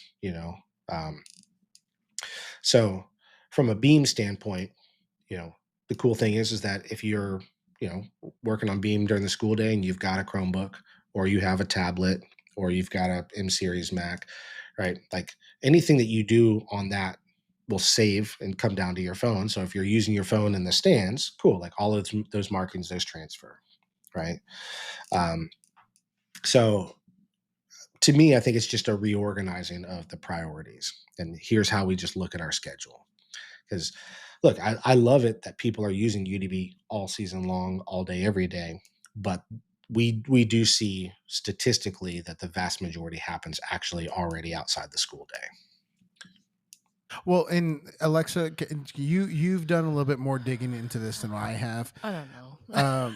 But I believe actually there's a way for you to talk to your administration to like flag it to where you can I use think it that during the it's school just day. like they pass a law, but it's up to the school districts to implement it. And so there are exceptions, but it's dependent on your district and their policy. So if your district is saying like, okay, like as soon as a student is on school grounds, like the phone is in a pouch or whatever, like that is up to your people that enforce it at your school. So I don't have a clear answer to that, and Josh might have a better one, but No, I mean, no, you're hearing what we're hearing, yeah. and I mean, it's really, truthfully, it's really humbling, to look on, whether it's forums or the Texas band directors Facebook group, like to see people who are like, hey, I'm worried about this law because I use UDB, like that. It's like, wow, like this is it's a part of people's Mhm. educational journey, which is like really special and meaningful to us. But the vast majority of discussions that we're seeing are people saying like, some people have said like, my administration has created, even though like it's not in the law, they have said for marching band for this period, this time you can use it. That's not something that we are saying do break the law, don't break the law, whatever. Like, so there's a number of people who are reporting that.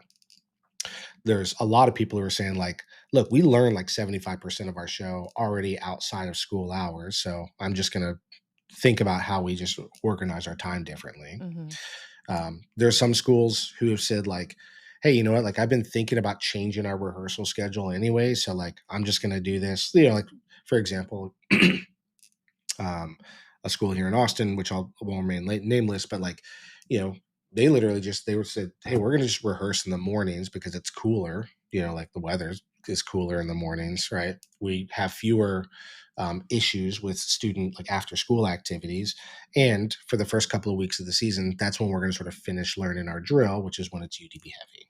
You know, so you know. Anyway, so like there's reasons to be concerned, but to me, I can't, I don't know if I can believe that this is going to be like a permanent forever like thing, and look, maybe it will be, but like I'm imagining like, okay, so here's this new law, and I'll talk about another app that everybody's got on their phone, tonal energy, right? Like Mhm. here's a thing that now allows for every kid in the world, to like have a high quality tuner and metronome on their phone. And now we're like literally taking those away from them for stuff that only happens during school hours or mostly, it's like, so where's that budget coming from to put a $30 tuner in every kid's hands and a metronome? So look, I totally get it. And we are Mhm. supportive of less distracting environments. That's why we have a feature called focus mode, where you can turn on focus mode and it forces the kids to be in airplane mode to access their drill. And that used to actually only be a pro feature, and we made it a feature available to everybody in case that helped make the case for a school, to have access to this. So again, I'm an optimist in general, but I'm also an optimist about this, and I think that this will work itself out to some degree. You know, I think that just technology is too baked into our lives to rip it away. The social media thing, totally there, right? Mhm.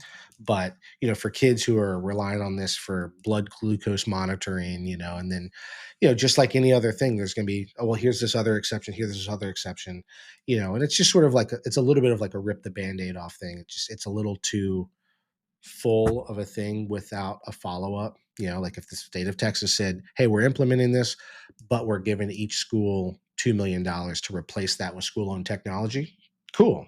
I mean, they're not doing that, right? we you can know we can dream. right, but like, so anyways, i'm I'm hoping that this is an important enough part of people's lives that they figure it out, and that's what we're generally seeing, Yeah. so far. Yeah, and the reason I asked for that is because I like just like you. I mean, you keep your eye on the forums, and that has been a hot topic because like the service that your company has provided us has really, I mean, it has changed the game, and it has changed the learning experience and the enjoyment of the learning experience and the refinement and the excellence of it. And now that we have a taste of what that excellence is, we don't want to let it go. Yeah. I Well, mean, not only that, but I mean, like, it's interesting. I mean, like this thing, of course, like the governor of Texas is not doesn't care what's going on with TMEA, but like this thing happens at the same time as TMEA now decides, I love this, that you can now audition with an electronic device that's never been available. So like we're doing this not only in the music space, but like, so it's just, I mean, just like anything else, man, it's just going to take some time. It'll play itself out. And we will continue to support distraction free and learning environments just like we always have, right? And what we have seen, from millions of use cases from people using the app, is people say like my rehearsals are actually better because the kids have more information. Mhm. Yeah. And so look, and if we really want to get into the merits of how all of these things can be helpful, I do think there's an argument to be made. And so I'm hoping that other people will step up. I'm hoping that, the lobbyists that are connected to TMEA, to UIL, I'm hoping that they can, you know, help modernize some of the thinking when it relates to certain technologies that are critical to the success of our, modern day student musicians. Yeah. Well, it's like the same thing with like football equipment. If our football boys were playing with the same helmets that they had developed in the 1920s, everyone would be having concussions all the time. Yeah, yeah. I mean, it's a tough lift. Yeah. So, The activity evolves and like the technology and things that surround it also evolve. And so, evolution, yeah. weird. Yeah, I'm yeah. still sad that we haven't evolved to the point where we have flying cars like in Back to the Future I don't know. 2. How is 2015 no, passed. with how some of these No people flying. drive on the road. I don't Yep. necessarily want to be airborne. Like, yeah. You know, if air traffic controllers had a hard time then or Girl, now, and don't then, get me started on that. Yeah. Yeah, right. So thank you for answering that question, because I know that has been like kind of a hot It's a hot topic right now. You know, For sure. Yeah. I mean, I don't pretend to have any answers. Like I'm sharing what is anecdotal evidence, and I will say that, I mean, we're in touch regularly with lots of administrators, right? Not just in Texas, but throughout the country. Um, and to be completely honest, I'm I'm actually pretty encouraged with how they're talking to us about it. Like, um, I mean, laws are meant to be like strict. Laws are meant to be controlling, right? Um, but they seem to collectively have like some belief that, like, look, I think that this can work this way. And even if it's like, look, marching band, you already rehearse a billion hours outside of the school day, so just use that tech more outside of the school day. Period. Like, simple. Um, so we'll see how it shakes out, man. But it's something that we're talking about internally every day. do you have a mentor or several mentors that you'd like to give some credit? I was thinking about this earlier today. When you had sent me sort of a preliminary list of questions and some ideas. Um, and I literally sat down and sort of just got quiet for a couple minutes trying to think about that. There's lots of people who I can attribute lessons personally and professionally to. I'm not sure if there's a single person who is like, man, like, time and time again, this one person has like saved me, or guided me. Because there's so many people. I mean, certainly my family is a huge, like, we have a way of helping course correct each other. So my family, my parents, for sure. Um, the the guy who was my tuba teacher in undergraduate, his name is Ross Walter, Dr. Ross Walter. Um, and I remember him like pursuing me as a potential student there for years and years and years and years. And I never like blew him off, but like I never took really what he was offering me seriously until I became older and I eventually went to go study with him. And in the moment, I started to realize like how invaluable he was to me. And a couple of years ago, it really dawned on me like how important he was to me. And I had a chance I flew back to Richmond just for this trip, actually, to take him out to lunch. And I had a chance to say thank you, and just for him, like, he had every right to like want to like push me hard and like want me to like, your job is just to be a professional tuba player. And like, but that was never the thing. Like, he just always wanted me to like be excellent at whatever I was doing. And that really sunk in a couple years ago for me. And I got to go back and buy him lunch and say thank you. And he said, like, I'll never forget, like, we're sitting on this park bench sharing this bagel, which was actually a pretty good bagel. And he said, I'm such a believer in the human's ability to adapt and learn. And and he's like, his whole thing was like, I just saw that in you. Like, you were just constantly learning and constantly adapting. And that was the most important thing for you. So he was really, really instrumental to me. Terry Austin, who was my undergraduate conducting teacher. Um, was hugely influential. He got me involved in some serious stuff in the profession before I was ready. Um, he allowed me to sit in on composition contests and see the newest concert band literature before it ever came out, and so he was really influential. And then my graduate conducting teacher, Dr. David Waybright, hugely influential.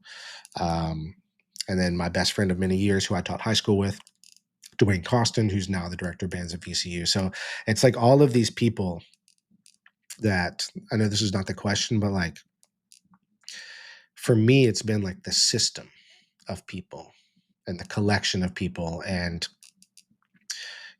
no matter what part of the world or activity I'm in, like to have somebody that like is always there, like that has just been like, that's sort of been my mentor, is like, I've always got someone, and I'm surrounded by quality people. So I know that's not No, the that's question, fantastic. but Like, well, and that's one of the things about this is like we ask these questions because like everyone's perception of what a mentor is has kind of been different. Mm-hmm. Like, life gives you, and I don't know if if you are someone who is deep in faith, but you're given what you can handle, and you are given the things that you need in order to shape you in the direction you need to go. And like that is something that is great and wonderful, because I mean, I've had fantastic mentors and people who've shown me the job, but I definitely have certain people who have been presented to me in my life in order to point me in the direction of the person that I was capable of being. Mm-hmm. I mean, which is like what we're supposed to be doing as band directors, right? Yeah. Pushing kids in the direction for the people that they, are capable of being. yeah, You yeah, know. yeah, absolutely. Yeah. And I've been really fortunate to be around a lot of those people. I think when people think, and this is just me, so I don't mean to project onto everyone, but when you think of like a mentor and we ask people like, who is your mentor? I think that people try to envision someone that's like, they taught you that you should do concert F and then do lip slur, like showed you literally like step by step.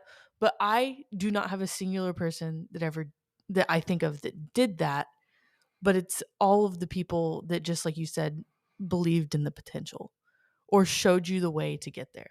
It's like they're not telling you like step by step, this is what you do. But it's like you said, like they believed in you and they pushed you in the right direction. And that's not always like pedagogical, I guess. Yeah, totally. And I think there's probably 1,000 people who would answer that question and say like, this person, I'll never forget, they taught me in Mm-hmm. my first concert F, Yeah. like, so, Yeah. but like, and I think that's what's cool. I mean, not to get like too heady, but like that's what's cool about life is like, Mm-hmm. hopefully there's like a billion things that have like shaped you, and I think that if you're lucky enough to find yourself in those positions, if you're lucky enough to create those opportunities, if you're lucky enough to sort of find or create those opportunities everywhere that you turn, like in every part of my life, like I have those 5 or 10 people that I could call at midnight and say like, I need you to come pick me up, like whether it's, you know, You whether pick it's, up at midnight? Never. Never. whether it's, all right, here's my drum corps people, or here's my band people, or here's my UDB people, or here's my restaurant people, here's my, whatever it is, like, there's like having, I think for me, it's just about like creating depth, wherever you can. And, it's amazing, especially when you realize that you can learn from anybody, like they don't just have to be like an old person. It's Yeah. like, I learned from, my team members, at UDB, almost all of them who are younger than me. Like I learn from them every day. I'm like, oh, I see how you handle that. Noted, Um, so it's, yeah, I mean, I think that if you're fortunate enough to be afforded that mindset and can look at things that way, I think you'd probably, at least for me, you would be like, man, I got like a billion mentors, out there. Do you have a mistake that you've made that's made you a better educator or just, a better person? Dude, we do not have enough time to talk about all those, man. Um, yeah, I mean, there's so many of them. Um, and I don't know. I'm not even sure the first time that I realized this, but like I remember I often think about like the power of saying I'm sorry and the power of saying like, yeah, I messed that up. That's on me. Because it's something that like, I mean, no one wants to be have to say that, but like especially as a young teacher, like and that's like the last thing that's in your vocab, like you're gonna like die on this hill of like, no, this is the decision I made. And you're like, and it's wrong. So like, um, so I'm not sure if there's single mistake, like a particular one that stands out to me where it's like, man, that was really formative. Um, but I think learning how to approach mistakes has been really formative for me. I know that's not what you Yeah, asked, you but like, once again, fantastic answer. Fantastic. Um, so what's some advice you would give to like a young band director? well, I mean, as you know, like the job requires so much of you. Like your job, like I know that your title is band director, but you're also like a custodian. You're also a chaperone. You're also a janitor. You're also a bookkeeper. You're also a CEO. Like all of these things. And this is not exactly what you're asking, but it's very tied in. Um, I have always believed, and I say this all the time, especially to people who are about to enter the profession. Um, I talk about the importance of like whatever the job duties are, like that's the minimum requirements. People often look at like, all right, cool, like to do this job, I have to be able to do all these things. And like they sort of look at that as the ceiling versus, hey, look at that as the floor, you know? Especially when you're like getting a degree. Like I'm a believer in school, right? Cool. Um, but like congratulations, you're gonna graduate with 400,000 other people this year who all have the same degree. What makes you different? Every single one of your degrees is Bachelor of Music and Music Education. Sweet. But what makes you different? All right, cool. Now it's time to get a graduate degree in conducting or oboe performance or whatever. Cool. There's 200,000 people all graduating with the same degree this year. What makes you different? Like the degree is the minimum.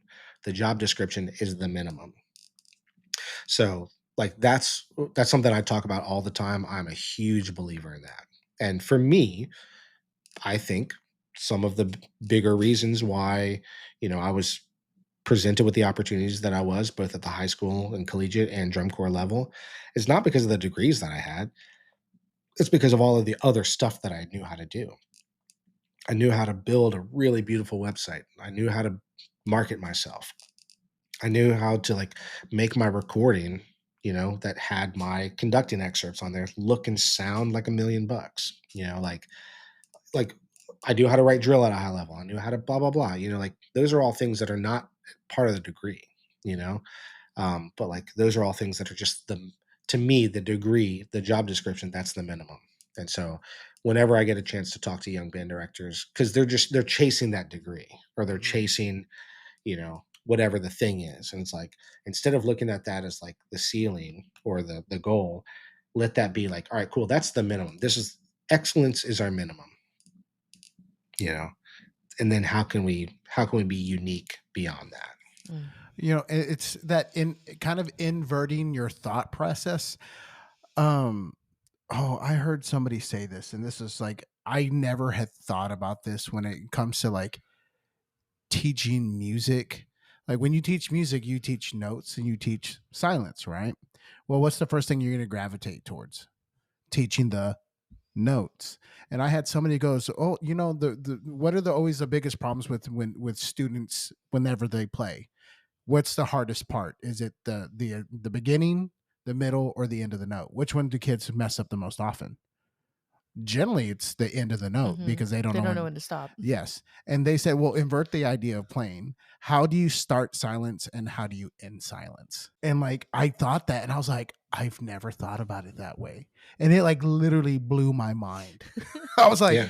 that is something that is so simple Mhm. that I just like, I didn't take the second to step back and think about it in a different way. Yeah. And that's, again, I'm really fortunate to have had the experiences, many of which I created, for myself, but like, so much of my like formal training, quote unquote, all didn't look anything like it was meant to look. Like, cool, here's the class. And I was like, I always looked at like, all right, that's cool. What can I do that's unique? Like I know that you've asked for this project. Cool, I'll do that project. I can do that like this weekend. What can I do above and beyond that?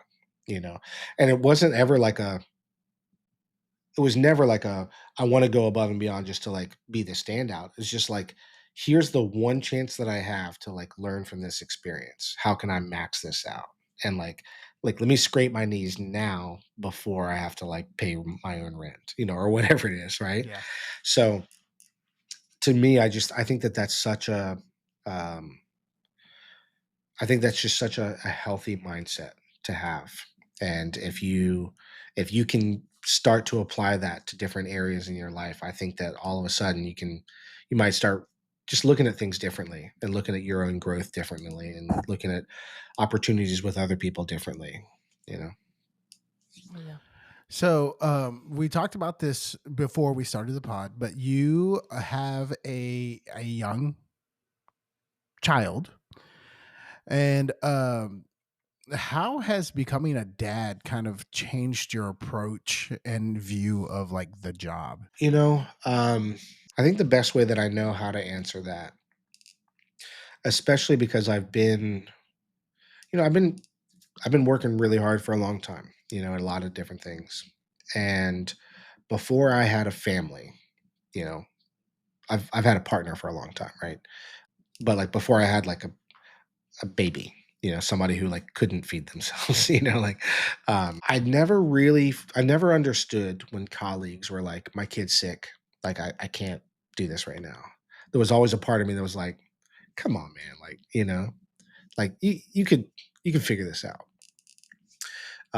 And I was never insensitive about it, but like I just didn't understand it, you know? And now, I've got this incredible 21-month-old little baby girl, Leah, who like has totally like introduced a new part of life to me, you know? Um, so like it's of course I now get it when it's like she's not feeling well. Like I'm okay, I'm dropping whatever it is, like, and I'm going, you know. Not just because she needs that, but like because I have an opportunity to help, you know. Of course she needs that in the moment, but like I can be I can save her, I can help, whatever the thing is, right? So it has helped me mature in that way because I was really immature about that before. Again, I was never vindictive, I was never insensitive. I just didn't get it, you Mhm. know. So that has changed for me in that way. And look, I mean, she's still like a 21-month-old person, but like for 6 months she was a potato, right? And now you know, and now she's like a person, you know, and and I'm seeing this person grow up. I'm seeing her like she's in this incredible like French immersion preschool, and like she comes home and like she starting to speak more French than she is English. And I'm like, I'm learning from her. I'm like, what? No, say that again. And I'm like looking it up on like my phone, like, and so I think it's sort of given me this perspective of like, here's this person who like, when they look at you, like they trust you 100%, and they trust everything about you because they don't have any reason not to. And like, here's this opportunity to like keep that trust and keep that love. How can I do that with my team members? How can I do that with my students? How can I do that with my colleagues? How can I be as honest with them as I am with my daughter? How can I encourage them to expect that of me in the same way that, like, I don't want to lie to my daughter, like those kinds of things. So like, it's just sort of giving me like a new, I think almost like this new strata of like, here's just another way to like treat a human like really well, you know? Um, and those are the things that I think that I'm feeling more each day, both as a father, but then as like a co-founder of a company. I look at my team and like they literally like they show up in our studio every day with a smile. It might be because we have like the fridge stocked with hot pockets, and pink Yep. drinks from Starbucks. Yeah, and a barbecue place across the Yeah, street. yeah. I mean, like we try to do everything we can, but like they rely on us. Like they've chosen to make a life in Austin, working with and for our company. Like they need their paychecks to cash. They need their health insurance to go through. Like all of these things. And so like it's amazing. Like we have we have we have 28 incredible people who work for you to be full time, which is wild, right? I mean, for years it was me and Luke sitting in our boxers in the living room, like so like, so like so you know, but now there's these people who like they rely on us, and it's amazing. We have more people than we've ever had, and Luke and I are busier than we've ever been, because we're not only like running the product part of our company, but we're also like we're busting our ass to like help our team feel loved and supported, and we're not always perfect. We've slipped up plenty of times. And the best thing we can do is just say, like, we tried it, it didn't work. I'm so sorry. We'll be better next time, you know? Well, and so are you? My daughter has me wrapped around her little finger. For sure. Oh yeah. Yeah. That's Uh, that. Yeah. Yeah. She's oh, already, but my girl's already got my credit card. She knows the last four of my social. Yeah. well, and once again, I can tell like the atmosphere that happens in y'all's office because we also decided to go to the Rice Summit, which was great. Like I met people and I talked to people and I saw things from a different perspective that I had never seen, and it was in your facility, and you were very open and you let them. I mean, it was literally their space, in those moments, and I felt really good because I was able to share some of our story Mhm. with people and hopefully give some perspective on how things are in like the small school. Yeah. you know Yeah. I mean, the thing that like, now that we have this space, which we love and we cherish, and we're actually expanding, to another 6 or 7,000 square feet behind there, right?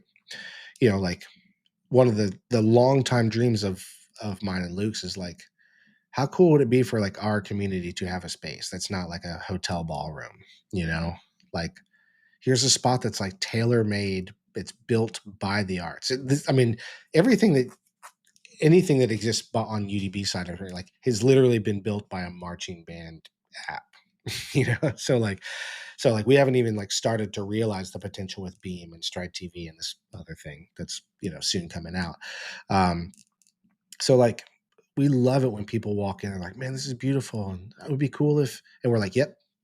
I mean, literally today we told there's a local community choir and they're like, we lost our rehearsal space. It's like, here, you guys just tell us when you need it. It's your spot, like, so like for us, like that's like a huge, that's like a true like dream, come true for us, is to like have a spot that we can just give somebody the keys and say, yeah, but if you need it, it's yours. That's great. Yeah. So with all the band things that you have been doing and all the UDB beam stuff like that, what do you do in order to step away from the plate and unwind, man? So, um, I mean, my other happy place is like hosting people, cook. I mean, it still like involves people. Like I'm not a good like sit alone person, Um, so I love cooking. I love hosting people. I love food and drink. Like it's one of the easiest ways to connect with somebody. Like whether you're sitting down having a meal, having a cigar, having a drink, like you're there's a guy who I listen to. just a podcaster, but he talks about like the best thing about a great meal or the best thing about a great drink, bottle of wine, cigar, whatever it is it's a commitment to time, and I love that if you can create those opportunities for other people, then like that's just like for me, it's everything. So like to unwind, I'm like I love planning like a giant meal and like having a bunch of people over and those kinds of things. So I enjoy that a lot. Um, one of my lifelong dreams is to open up a restaurant. So I'm constantly thinking about that. But yeah, I mean that's I guess that's how I unplug or what I don't even know I don't even know what the word would be. I mean, yeah, social. I mean, you're a social butterfly. That's what it means. And I mean, I think you just love community. I think that's Mhm. kind of the big thing. I Yeah, yeah. mean, I mean, I love being around lots of people, but at the same time, because I'm a band director, I'm around 100 some odd kids every single day. Yeah, well, yeah, and I totally get that. I mean, I certainly a caveat in what I said is like I can be around so long as I'm around like a different kind of people. You know Mm. what I mean? Mhm. So like if all right, cool. Like I've done this thing and it was a long day. I love you guys, but I'll see you tomorrow. Right. And I can then shift gears and then go into like hosting mode if it's just a completely different thing. So yeah, man. So like hosting people, cooking, eating, drinking, and like sharing with other people, like that's my happy place. Do you have anything that you wish you could bring back? Anything in the world? Nostalgia, anything. Childhood. So I'm a huge believer in like everything happens for a reason, right? So it's hard for me to like wish that something were different, if that makes sense. I mean, like I've taught myself how to believe and like, look, it sucks that this is gone, but it happened for a reason. Uh, but if I could change something, I wish the cadets were still here. Mm. Yeah. I'm thrilled and honored that like, so much of the stuff that's in UDB, like 90% of it is all stuff that like the cadets taught me and Luke, right? And cadets for years, right? So I love that like the legacy is living on through lots of different ways, right? But like that's one way that the legacy is living on. Like a third of the staff at Bluecoats, like we're all cadets. So like we're doing our thing and just lots of other things. But if the organization were still around, um, I think it would continue to be special. And I really wish that not just competitively, but I wish that the people who saw the cadets over the past now 10 years got a chance to see what it was like when it was at its peak. You um, and that's not to take away anything from what it was before it had to disband, but um, that would be I think the thing that I would bring back if I could. Yeah. Well, that organization just has such a formative and special place in your heart, which is totally like understandable. Well, a huge part of your life. Yeah. I Yeah, mean, God. and a huge part of the world that we live in, like the Mhm. band world. I mean, there's so many things. I'm very plugged into the drum corps activity, not just through like Blue Coats, but every drum corps uses our technology, which is cool, Right. right? What? I was unaware. Unaware. But Is like, that the shirts that they've been wearing? Yes. Oh. They say yeah. UDB on them. Yeah. Oh. Um, but like when I watch all of these drum corps shows, I'm like, cool, like like that's a nod to the cadets, or like the cadets made this popular. Look, not the cadets are the only thing, right? But like it was such a integral part of the teaching in our activity and the design in our activity and the mindset in our activity, that I wish that there was just still like a collection of that was attached to that name and to that legacy. Um, but we'll see what the future holds. Yeah. Well, I can tell you there are 3 shows DCI shows I lean on as like my favorite shows. Mm-hmm. One of them being, the Cavaliers, the Machine. Yes. Love that show. Phantom Regiment, Spartacus, Yeah. and the Cadets, Angels and Demons. Like those three shows are probably my favorite shows of all time. Yeah. I would add another one. I would say Tilt. Oh, Tilt I is love good. Tilt. Tilt is very good. Well, this past year with Bluecoats, Oh yeah, those I intro hits, love that. oh, I love that. those were so tasty. Yeah, Tilt was my second year of Bluecoats, and I remember like seeing that thing come to life. I was like, I think we're onto something. Yeah, yeah. But no, I mean the design team like really stretched their creative legs and did some stuff that was really formative for the activity. Um, it's cool, like it's I always love, just like you guys, like finding out what other people's favorite shows are, and they're they're all our favorite for different reasons, but Mm-hmm. it's cool how like oftentimes one of like some of our favorite shows are also the show that we would use to explain the activity to somebody who knows nothing. Mm-hmm. Like you could, like anybody off the street could watch Cavaliers '06 Machine and they'd be like, all right, that's cool. Like I didn't know band did that, or Spartacus or Angels and Demons or whatever, you know what I mean? So it's fun when those two things align. Yeah. I love showing kids that have never seen drum corps before, like you were saying. I love showing like young band kids Spartacus because they love the music part of it already. That's introduced into their life. But to watch like the emotion of it all and how it ends and everything, that is like so fun to watch them see for the first time. And then they want to talk about it. And that's what's so fun is because you can be like, oh, you loved that? You should go watch this. And then they come back and they like talk to you about it. And it's just such like a medium to connect with students and introduce them to the things that we love, and it's just so fun. Yeah, I was literally thinking about this today for a different reason, but like, look, I mean, I'm still very much a professional band kid. Like that's my Mhm. title. Same thing with Luke. But like, So when you send out your emails, I expect to see professional band kid somewhere in there. yeah, I gotta change my business card. Um, but like, I was remembering, um, what it was like to be like peak high school nerdy band kid. Mhm.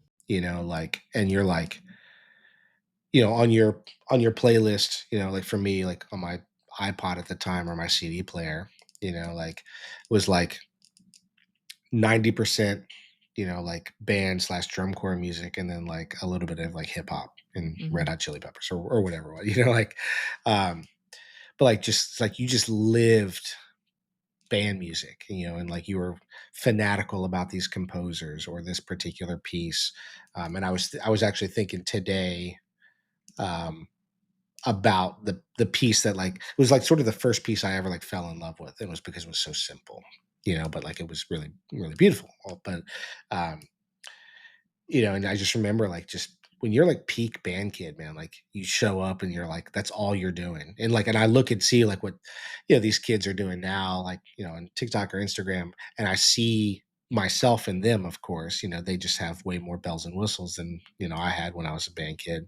But like I love I mean, we probably get, 100 times a year, we get people sending us screenshots of like kids posting on TikTok, like, I've got the smallest step size in UDB ever, or like there's like full Reddit forums about like what's your favorite drill set? And it's just pictures of kids like taking screenshots in UDB, like, so like I love just sort of like sitting back and just watching that, because I remember what it was like, and I remember just watching nonstop, drum corps at the time or whatever it was, like the number of times I've listened to Cadets 2000 or Cavaliers 2000 or, fill in the blanks, for years. But it's special, Do you have a bucket list piece of music or an award or something, a moment that you hope to have sometime in your career? So totally irrationally, like I'd like to have a Grammy. Um, I don't know why I would get a Grammy, but a huge part of me for many, many, many years was like, I was really taking composition and arranging seriously. And there's a part of me that feels like that part of my life will come back around. Um, I love like film scores. I love composing for motion and for picture and stuff like that. Um, so there's a part of me that feels like, yeah, I could be a part of a Grammy project one day. I have no idea how or what, but like that's like the thing that's like I want that on my bio, you know. Grammy winner. Do you have a favorite movie score? Man, the score from Shawshank Redemption is like really, man, it's hard to beat that. I also love the score from um, Catch Me If You Can, That's a good which Yeah. one. um,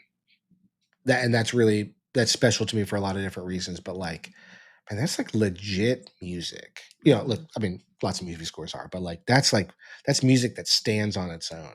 You Mhm. know, and to know that it's like the same dude who wrote E.T. and Jaws and Harry Potter, like all this other stuff, like you listen to that, it's like, man, this is like a killing jazz album. So those stand out to me for sure. Um, there's a billion things, of course, that I'm not thinking about. Historically, with film and TV, I'm like 20 to 30 years behind.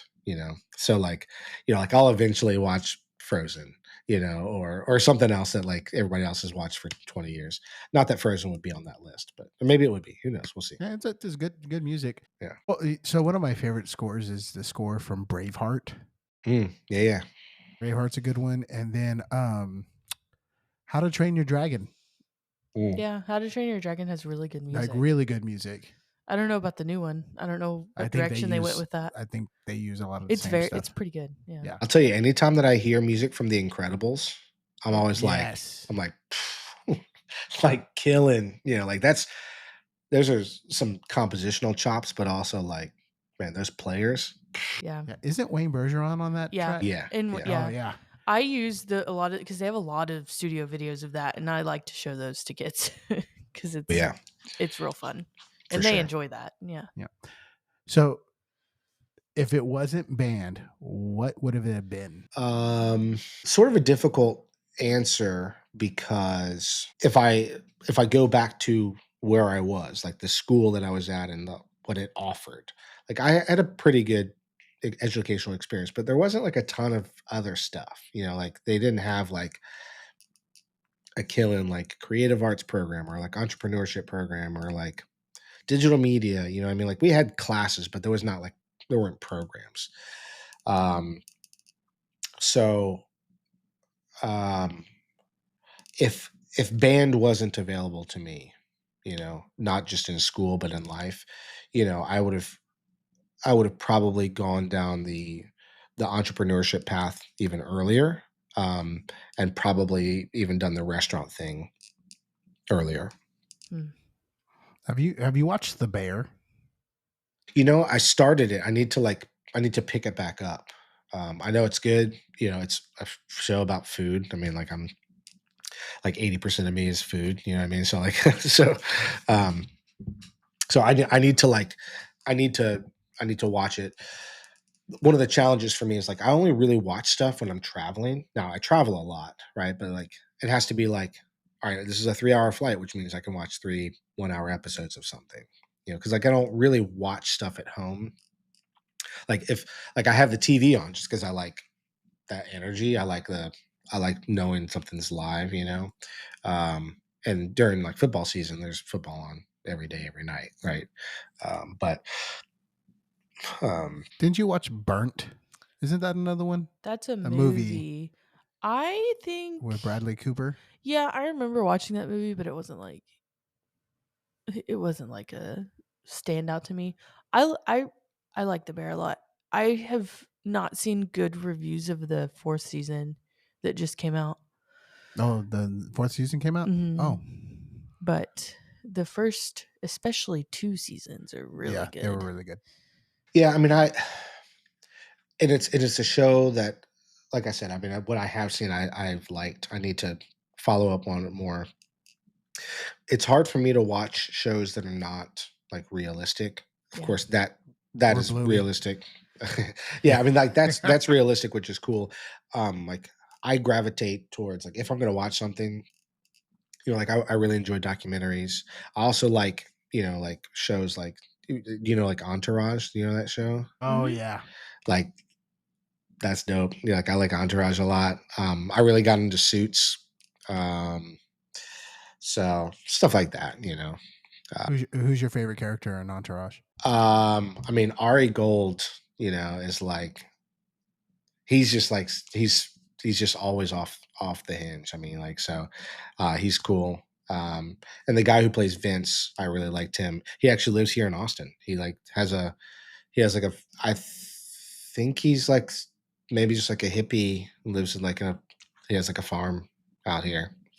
Um, but yeah, I really liked Ari Gold in Entourage. I never watched Entourage. It was good. I Uh, like Turtle. I don't know why. I just Yeah, I like Turtle too, man. Turtle, yeah. His whole entire thing with when Ronda Rousey was like popular. I haven't thought about Ronda Rousey in a second. Yeah. Wow.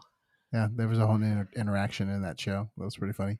Wow. Yeah, I just rewatched Entourage actually, because it's an easy watch. Like it's funny. It's like high energy. I liked Suits a lot because like I felt like I was learning stuff, Mhm. and it wasn't too schmaltzy. It wasn't like a soap opera. To me, um, I love The West Wing. Oh, yeah.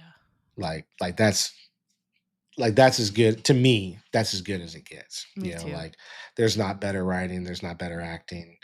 Um, I love The Office, of course. Like and like all of these things, like I watched 10, 15 years like after they came out. Yeah. So like, um, but yeah, that like those are the things. Those are the shows that I can identify. That I I like. don't think that I watched The West Wing until like maybe 5 years ago. I or still so. haven't watched all of The West Wing. You should. It's really good. I I don't know know, how I far know. you've watched into it, but I it's don't know. very I good. need to give it a shot while I have the rest of this week. I'll watch it with you. Like, let's turn it on and Aside from like I think the incredible writing and acting, like honestly, it's the thing that's taught me the most about government and like world Mhm. policy. Yeah. Like I didn't learn that stuff in high school. And I certainly can't watch the news to learn that stuff now. So Well, Yeah, yeah, same. oddly enough, like when you watch especially like the first episode, it's really outdated because he's like carrying one of the plots of the first episode is that the pagers get mixed up. You've seen that, right? Yeah. Yeah. But aside from like that aspect of it, it is still like incredibly relevant today. Like yeah, everything they talk about on the show is like this 25 years ago and it's like still incredibly relevant. It's crazy to like watch how that works. yeah, yeah. Did you ever watch Mad Men? You know, I started like by started I mean like I watched like the first half of the episode and like Yeah. I just stopped, not for any particular reason, but like I know that like people say like, all right, man, you would love Mad Men. People say I would love oh my god, it'll come to me. I did watch Billions. Have you guys seen Billions? We just talked about We that just last talked night. about it, I but didn't no. see it. I liked Billions. Um Are you thinking about Succession? yeah, it's Succession. Yeah, Yeah, there you go. I like um Succession. I need to like eventually do that.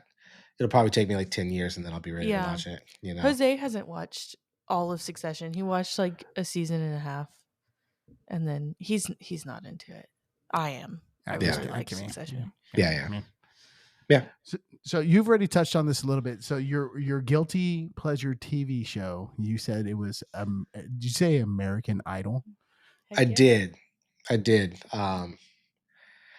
For a couple reasons. Not that you're asking for my justification, but I'm going to justify it because I'm the guest. But like, it's interesting because like it's one of the few things that allows for me to like sort of keep up with pop culture a little bit. Um, that's not why I watch it, but like I'm able to be like, oh, okay, I get it. But I do like seeing, younger people come on and like sing quality literature. Like I love seeing somebody come on and be like, yeah, I'm going to sing this song by Aretha Franklin. I'm like, cool, you know who Aretha Franklin is, like, so I like seeing that.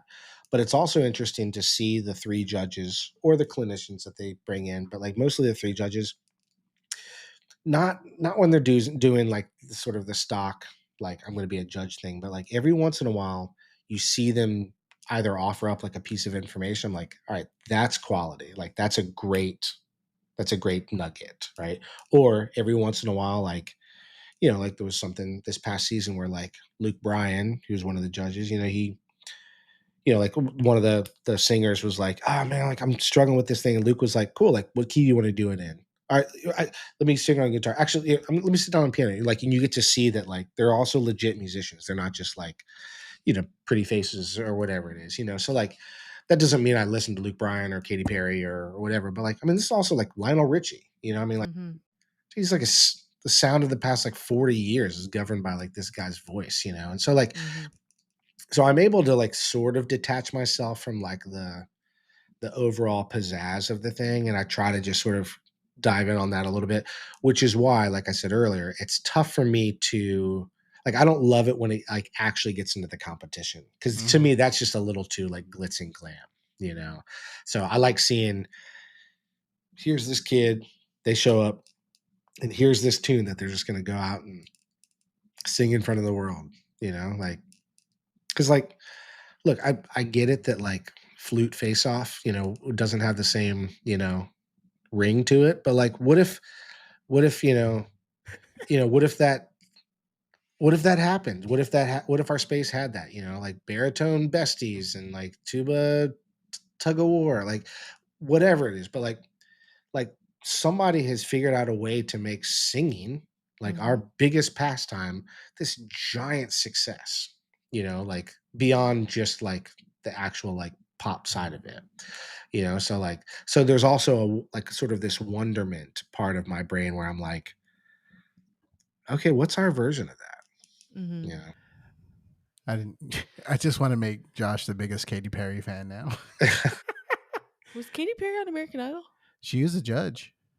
Oh, I get confused. I get American Idol and The Voice confused for whatever No, reason. they I start blending watched all American together. Idol in the glory days. Yeah. Like season 3 through probably, I don't know, 8 or something, because my mom really liked to watch it. But I haven't really since like it was canceled and came back. I haven't. Yeah. Breaking news: Josh was left shark At the Super Bowl, at the Super Bowl. He was left shark. Still he should haven't have got gotten my an Emmy check for for that. that. Yeah. Yeah, he could be, if we get him an Emmy and a Grammy. Be Yeah. halfway Yeah. to There an you go. EGOT. Yeah. If I get an So Emmy first because I was left shark, you know I'll take it, but like I just the Grammy still that's Hmm. Yeah. So, is there a must-eat location in the greater Austin area? This is a there's so great many. question There's to so ask Josh. look, I'm not that our listeners can see this, but I have a curated list right now of 249 restaurants, Oh my goodness! right? Whoa. Like just in the sort of like the central Austin area that as I travel the world and people are like, "Oh, you live in Austin?" I'm like, "I know we just met. Let me text you my list," right? You know? Um so like I don't know if I can like fairly pick one spot because like man, like every different times of day call for different things, man. Like this afternoon, I needed like a little cold brew situation, and so I went to this beautiful little spot called Mercado Sin Nombre. We had this beautiful little cold brew horchata situation, and right before that, I had a meeting at New World Deli where they have the best pastrami sandwich you'll ever have, the pastrami Rachel on rye, perfectly toasted rye bread, overly buttered, yes please, right? Extra coleslaw, and then super thinly sliced house smoked pastrami. Come on. But we're also two blocks down from Intero, one of my favorite Italian restaurants that I've ever been to in my life. Um, we do happen to be across the street from Michelin Star Barbecue, La Barbecue, so that doesn't suck. Like we're right next door to Juan in a Million, where you can get the Don Juan taco and like fall asleep for 3 days, because you've got enough calories. I mean, so there's so many places. I mean, Mhm. there's excellent ramen, there's excellent sushi, so I know I'm not answering your question, brother, but man, there's a spot for everybody. Man, you just rattled off like 5 places. I just sent you a reel about Intero the other day. Yeah, we need to go there. Terrace Jam. So our good friends own that. Ian Thurwachter and Crystal. It's a husband and wife duo. Absolutely incredible people. Intero's like, they call it funky Texas Italian because it's like Mhm. classic Italian, but made with like legit Texas flavors. So Mhm. you get like a wild boar risotto, or man, like they have this beautiful little appetizer you get every single time. House made focaccia, lightly grilled on their fire on their wood grill with house made ricotta, a little bit of honey, thyme, fresh cracked black pepper. Come on now, like it's so. Anyways, there's a spot for everybody, man, and Austin's full of it, and clearly I'm into food. No, I was starting getting a little hot underneath the collar for that one. Woo! We said focaccia. Yeah. Say that one more time, just a little bit slower. Yeah. Focaccia. Well, when we were in Austin, we went to the Roosevelt Room for libations. Yeah. And we went to Uchi for sushi. We did. Yeah. Oh yeah. Yeah, and Uchi has like probably one of our favorite. Uchi and Uchiko have like some of our favorite happy hours, because like a good bit of their menu is 50% off. It's money. Man, there's so many spots. Not too far from Roosevelt Room, which you guys got to go to, is Pesce. I don't know if you know about that. We saw something about that, didn't we? Yeah, I'm like that part. Just in general, It's I haven't been to overwhelming. almost anywhere in that like area. Pesce is exceptional. Like food is really good. I think the cocktails are probably second to none around, like for a restaurant bar, but just absolutely unbelievable. Yeah, I mean, you could go to probably 240 of those 249 spots on that list, and I could be like, get this thing first, get this thing second. Like, yeah. Food and drink are the only things that help me understand like history and geography. Like everything else is just like arbitrary to me. Yeah, I mean, everyone can agree. I mean, good food. It's good food's good food. If you're gonna learn something, you might as well eat while you're. What was the place that we went to in Seattle? The deli. Oh my gosh, we went to a deli in Seattle. That was like 10 years ago. Yeah, it's like Tom's. Thames. Oh, yeah, I know what you're talking about. I don't remember what it's called. I have it on a picture somewhere. Yeah, I'm sure I could look it up. That place was really good. Yeah. I really like a good deli, solid deli. Nice sandwich. I'm a sandwich kind of guy. I like just good sandwich. Horchata cold brew though. Yeah. Also sounds. Yeah. Don't jamming. Yeah. There's a certain company that has one out right now, and I feel a certain company based in Seattle. their horchata cold brew coffee situation is subpar. Yeah, well, you don't have to say anything else. I mean, I do you guys know? Are you guys coffee drinkers? Yes. Do you guys know about Blue Bottle? No. All right. Now you do. All right. So Blue Bottle, Blue Bottle was started actually by a professional clarinet player in San Francisco. It might be the best coffee I've ever had. Okay. But really, really solid. There's only a couple of them around the world. Anyways, really, really, really beautiful coffee. Beautiful espresso. But worth checking out. That's okay. awesome. We'll put that on the I list. used to do like pour overs all the time, and like we'd buy beans from wherever. And now it's just like I wake up in the morning and drink my HEB coffee to survive. And I would love to I need to get some more beans. Oh, this is a good story. Okay. All right. You ready for the story? This is a story of Christmas. I know exactly what you're Yes, I know. So Alexa was This is not out of character. Yeah, it was starting to go down her coffee journey. And so we had everything almost except a pour over.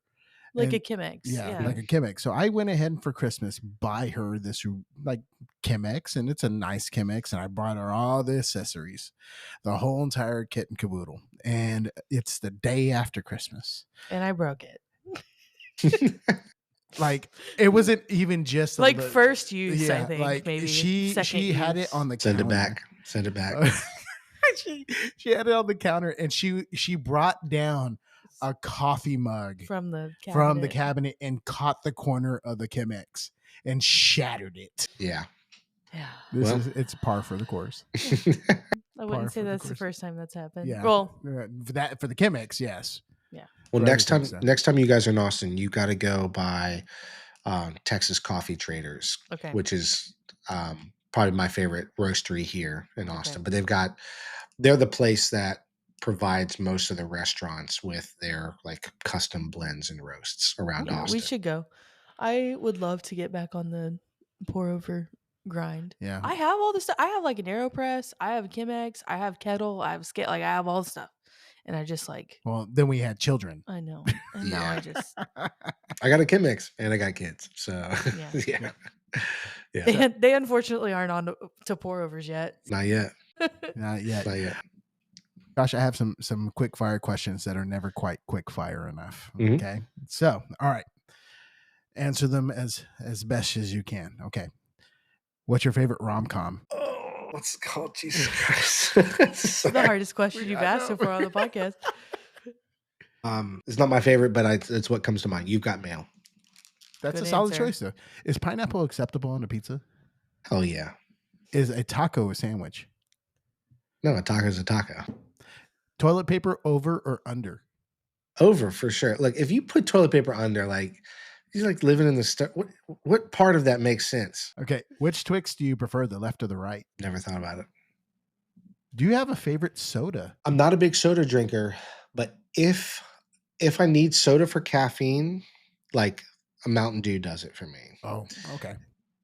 I appreciate like a good root beer. And I appreciate a good cream soda. Okay. Yeah. Yeah. We're right there with you.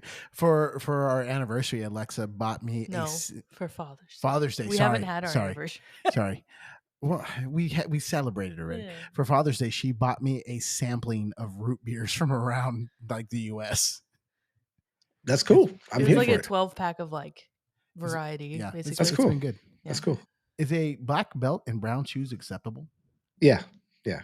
If you own it, man, you own it. Like just put it on and smile. Let's go. All right. If you had to pick one composer, Sousa, King, or Fillmore, To do what with? to play? I'm gonna say Sousa. Favorite stand tune? Other than Neck. You can say Neck. That's totally fine. Neck Um, is solid though. It really is. I mean, look, there's nothing else that has that kind of Energy. Yeah. well, just sort of like, but like there's also like, 30 versions of it, and everybody thinks that their version is the version, and then like and you hear Southern playing, you're like, okay, so y'all sit down, and then you hear Jackson State playing, and you're like, all right, man, y'all go sit down, like so. Neck is up there for sure. I was really fortunate to write a tune that has like lived on well past my legacy at UT called Orange and White. That's like it's sort of become an anthem now, and it has a little bit of flair of that. So yeah. Worst stand tune? Man, I hate Sweet Caroline. Okay. Yeah, I can. Okay. The Horse has gotten a lot of hate on this podcast. A lot of people say The Horse. I mean, look, if we want to debate merits of stands tunes, I'm happy to do that. Like I'm like invite me back on that podcast because like Okay. yeah, I would love to be a part of that. Horse has a place, like it's not that you shouldn't play the Horse with 100,000 people and like the game on the line. Yeah. Do you have a favorite store? Like in the world? Just Yeah, like any store? Any store. The world is your oyster. Oyster. Store. Probably one of the best experiences I've ever had in a store was in this really beautiful wine shop in Montalcino, Italy. I'll always remember it. The people, the person, what I bought. So for this pop quiz, I'll answer that way. Ooh, that's a good. Mm-hmm. Do you have a walk-up song? If you had a walk-up song, what would it be? Other than Neck? No. I was hoping you would say Neck. Yeah. So my get my head right song Yeah. for that's like classic is Kiss Kiss by Chris Brown. I put that thing on, I'm like, all right, get out of my way. Like, like, but yeah, so That's I'd some probably pick that. that's some like 2007 Hey, So I like was a on DJ the iPod. I was a DJ for a long time. And we didn't talk about that on this podcast. I'll be on the next one. But oh, I got to see I've got photos. yeah. And I tell you what, I will buy you a bottle of anything you could dream of if you can find my DJ name. Ooh, okay. Sir, There's not enough time on you this. better be prepared. If you had a code spy name, what would it be? I've never thought about that, but because my buddy Justin calls me Band Capone, I'm going to roll with that. Do you have a favorite music genre? I would say like large ensemble instrumental funk, sort of like Snarky Puppy, whatever you would call that. Like that's probably what I would listen to the most. I'm a huge hip hop fan. Um, like huge hip hop fan. So like, but that's a little limiting in some ways. So If you could have any superpower, what would it be? I wish I could. I would want to be able to grant people's wishes. I'd like want to be a genie. What's the emoji you use the most often? I don't really use emojis, to be honest. I'm gonna I'm gonna stick with that answer. If you could invent a holiday, what would it be and what would you celebrate? I'm gonna go out on a limb. I'm gonna say that like everybody gets to create once a year a national me day where it's like, you know what? I'm taking today off or I'm doing this and you can't say anything about it. Like everybody deserves to like give yourself that, Today I'm just going to get 9 massages.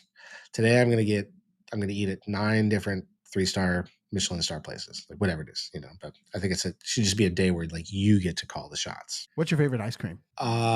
If I have to pick something that's available in a single tub, Ben and Jerry's half baked is like pretty exceptional. Solid. I love Ben and Jerry's. Okay. If you could have any one animal, real or fictional, as a pet, which one would it be? So like, would I want a dinosaur as a pet? Like, would I want a whale as a pet? Like, I just don't know if I'm prepared for that commitment. It's just like parrots. Parrots outlive their owners. Same thing with like tortoises. Yeah.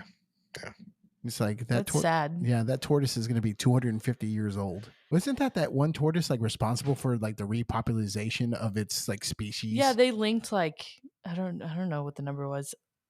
A lot of turtles to that one old turtle, and they like sent him off into retirement. And like one baby daddy turtle. yeah. Yep, that's what it was. All right, I got one last question for you. Okay. Was there a Dairy Queen where you grew up? There was nothing where I grew up, but like not far from me, there was a Dairy Queen. Okay, that is a staple of like the small town like community. Is a Dairy Queen. Well, in Texas, Yeah, especially. well, I mean, yeah. Okay, what was your Dairy Queen order? I mean, look, so I love a classic dipped cone. However, somehow over the years, people have figured out how to mess that up more than they get it right. Mhm. So, but like my go-to at most, if I Dairy Queen it up, I love a strawberry banana milkshake, Ooh. and you can't mess it up too bad. But like that's sort of like if I'm feeling like, man, I want like a cool treat right now, a little strawberry banana milkshake. If I trust you, maybe put like a little drizzle of chocolate in there or, hot fudge. But yeah. Do you have a favorite dessert place in Austin? Like you're dying to get something sweet? So look, I mean, Amy's ice creams is excellent. Amy's is really solid. There are 2 desserts that I would never turn down in Austin. And they're not at a dessert place, but they're actually both at Intero. And it's the brown butter cake, which is the most beautifully prepared brown butter cake. This a little mascarpone gelato, candied pecans and walnuts. Um, just absolutely stunning. And then Crystal also does uh, her affogato is second to none. So oftentimes that same mascarpone gelato underneath, somehow she has figured out how to defy physics and she puts this crispy cookie that's like perfectly salted right at the very bottom, and it Ooh. stays crispy the whole time. I have no idea how, because it's been sitting on, this gelato sitting on top, and then you pour espresso all over it. Mm-hmm. I mean, those are world class desserts. Both of those sound really good. They're stunning. And she also happens to be a world famous chocolatier. So like her like chocolate truffles are stunning. Yeah. We're gonna have to head over there. Yeah. Yeah. Most definitely. Well, I think, Josh, that's all I have. I could sit and talk to Josh for I like know. 4 That's the more thing. hours, I'm so like I having don't- to tell myself, like, we can't ask him any more questions. I know. He has a lot of He has- knowledge to he has- share. He has a job to go to tomorrow. Yeah. Yeah. Oh man, I love this. I love this. I could riff with you guys all the time. Well, Well, maybe you'll be our first invited back guest. yeah. Oh, I'd be honored. Ooh. Yeah. And we do a special episode if you want to do like a stands tune bout. You know what I mean? Like, and you get like 4 and 4 on each side, and I could even be the moderator. Yeah. You know, um, Well, did you see that Kim Shuttlesworth did that whole entire like march off? She's gonna do it again. I know. I'm afraid she's gonna ask. Grade 3 literature. But they did it at Team EA this past year, where they had like this whole entire like game show, yeah, which is pretty fun. Yeah. Well, So, but that's all I got. Alexa, got anything? I do not have anything, but thank you, Josh, for talking to us. yeah. And- Thanks so much for having me. Thanks for the work that you guys are doing in the community. It's cool to see it, and cool to see it, starting to have legs of its own a little bit, and anything that we can ever do with UDB, Beam, stridetv, the studio, anything at all. You guys, it's yours. We appreciate that. We do. Well, thanks for listening to Band Yap. We'll see you next time. Bye. We out.